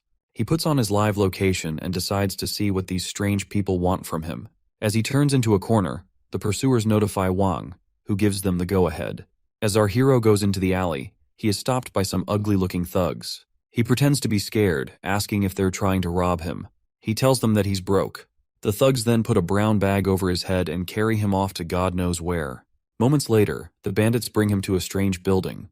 There, Wang tells the thugs to keep watch downstairs and notify him of anything. The bag is pulled off the hero's head, and Wang reveals himself to him. Our hero, looking unfazed, asks the old man and Ji what they want. The butler tells him that he has no way to escape if he thinks of running away. Songa tells the man that the hero wouldn't run and then offers Lin Qiu a chance to work with him. Lin Qiu is surprised when he hears the offer because he thought he was getting kidnapped. Songa then proposes to use the hero's skill with uncut rocks to gamble and split profits evenly. However, the protagonist sees no reason to accept when he can do it all by himself and keep the profits. The spoiled brat then threatens and tells him to accept or face the consequences. The protagonist starts shaking like a wimp when he discovers that Wang is a platinum expert. Meanwhile, Ji tells him that he'll pay back every bit of the money he lost earlier. Our hero tries to remain calm and stalls till Zheng San can show up with some help. An explosion suddenly goes off and Zhen crashes into the room. However, our hero doesn't understand why his crush was brought to such a dangerous place. She rushes to his side and he assures her that he's fine. It seems she was quite worried about him, which makes Lin Qiu blush like a little boy. He then promises not to make her worry like that again. On the other hand, the foolish gay is jealous, and he tells Wang to deal with the hero. Suddenly, Wang becomes very nervous and unable to move his body. Ji assumes that Lin Qiu did something, but the protagonist says it wasn't him. Suddenly, Jang San and Chancellor Z show up, making the butler even more scared for his life. Z calls out to the protagonist and sees that our boy is truly a younger version of himself. Meanwhile, our hero and his love are flirting with each other, and he finally asks her to be his girlfriend. While she's about to answer, Ji interrupts the love session by tossing a chair at them. Before the chair lands, Zhenjin tosses it to the side and kicks the foolish guy. She then tells him to read the room. She and the protagonist get back to it, and she accepts to be his woman. They both share a sweet moment, while Song Gae continues complaining like the pathetic loser he is. After that, Lin Qiu tells his babe that he'll take care of the remaining idiots. He walks up to Song Gae and tells the guy to have a chat with him. However, the guy tells him that there's nothing for them to talk about, and even prefers to be killed. However, our hero swipes the guy's phone and says all he wants is Song Jae's money. He starts making a call, which makes the guy really nervous. His father picks up and gives his useless son 30 seconds to state his reason for calling. Lin Qiu then tells the man to transfer $1 billion to his account, or he'll never see his son again. Ji's father remains quiet for a while. Then Zhenjin asks her man if he isn't asking for too much. However, he uses his Riz skills to tell her that it's supposed to be the dowry. She reminds him that they're only dating and she hasn't agreed to marriage. The man finally responds by saying that his son is only worth $1 million, and the hero should kill him if the money isn't enough. What a wonderful dad. Lin Qiu then decides to negotiate with the man. He tries to wager 900 million, but the guy's father offers 2 million and not more than that. Suddenly, the Chancellor collects the phone and speaks to the guy's father, Song Jian. Qin becomes very nervous when he hears Ouyangze's voice over the phone. The Chancellor tells the man that his son kidnapped his apprentice, which is an insult to him. Qin offers to break his son's legs and compensate Z with 20 billion.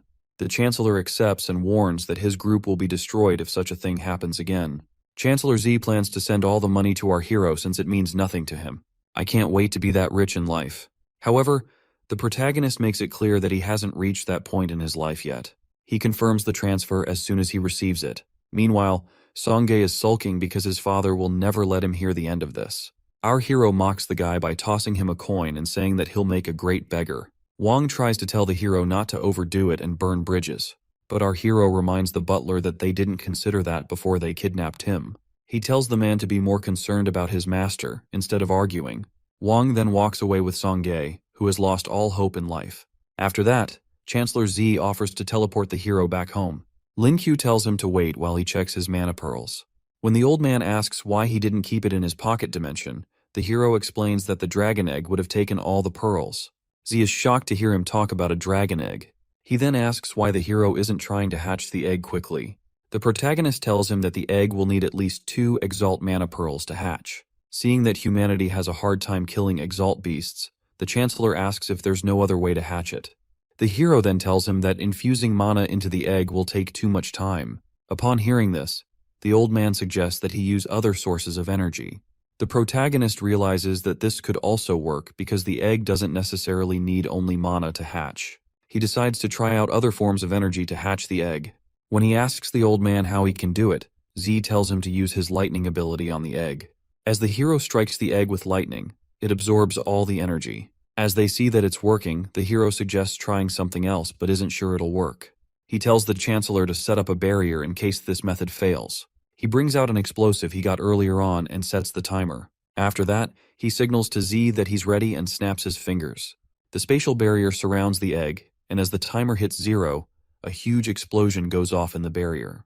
As the smoke clears, the egg remains unharmed, and it even gives a devilish expression. Seeing this, the hero thinks of using a nuclear bomb to make it hatch early. However, the Chancellor tells him to put that on hold since they aren't sure if it'll work. After that, the old man reminds him of the Awakener clash that's starting in 2 months. He sees that Lin Qiu is on the same page and asks if he's ready to spar. The protagonist gets ready and tells his master to begin. Master and apprentice begin their battle, each using their powerful auras in the fight. The clash is heated, but Chancellor Zhe overwhelms his apprentice. After their fight, the Chancellor tells Lin Qiu to get some rest as he heads into his room. When our hero gets into the room, he starts absorbing the mana pearls he has. While doing that, Zhenjin comes to meet him and tells her man that it's time. He is surprised to see her and runs over to his babe, telling her to call him next time. He then grabs her hand so they can go get something to eat. They both head into the city's crowded streets that night. Feeling nervous about the eyes on them, she tells her man to let go, but he tells her not to mind the people. She reminds herself that they're a couple now. While walking, Qian sees them and calls out to Lin Chu. However, our hero is too lost in his woman's eyes. He then meets with the girl and addresses her as his niece. He introduces Zhenjin as his wife, but Qian has no plans of respecting her rival. On the other hand, our hero's babe is happy that the girl has no choice but to respect her. She offers they all get something to eat, but the fire girl is fuming like a train. When the protagonist asks why she's so upset, the girls can't believe how dumb he is. Later, under the beautiful moonlight, our hero tells his woman how he has to train for the upcoming Awakener clash. She understands the situation and encourages him to focus on his training. While he worries about losing to the powerful opponents, Zhenjin tells him not to overdo it. 2 months later, Zhang San asks our hero if he's nervous about the upcoming competition. While Lin Qiu tells him that they're just substitutes, he feels sad about not being able to reach the gold rank. However, his fitness levels are on par with 3-star gold power awakeners. He also acquired a lot of martial arts skills recently, which are bound to be useful. Thanks to this, his close combat skills have improved well. Both their girlfriends then come over to meet them. While San goes to meet his woman, the protagonist wonders why his girlfriend is there. He runs over to her, and she admits that she misses him already. While he says how she hates crowds, she pulls him in for a kiss and wishes him luck in the championship. After that, Zhenjin shyly walks away. Meanwhile, our hero promises to do his best. At the entrance gate, Junning tells her students to do their best and not bring shame to the school. With that, the students are ready to take their leave. Moments later, our hero arrives at the airport with his comrades. A reporter walks up to the professor and implies that she wants to lose because she added freshmen to her team. However, Lujin tells the guy that he won't be commenting on that. Junning tells Lin Qiu to ignore the reporter as well, and he assures her that it doesn't bother him. As the other teams arrive, the reporter tries to get a word from them. Meanwhile, the protagonist wonders why there aren't that many teams. The professor explains that only a few universities made it after an intense competition. According to her, only 8 teams will participate. Upon hearing this, the protagonist is completely bewildered.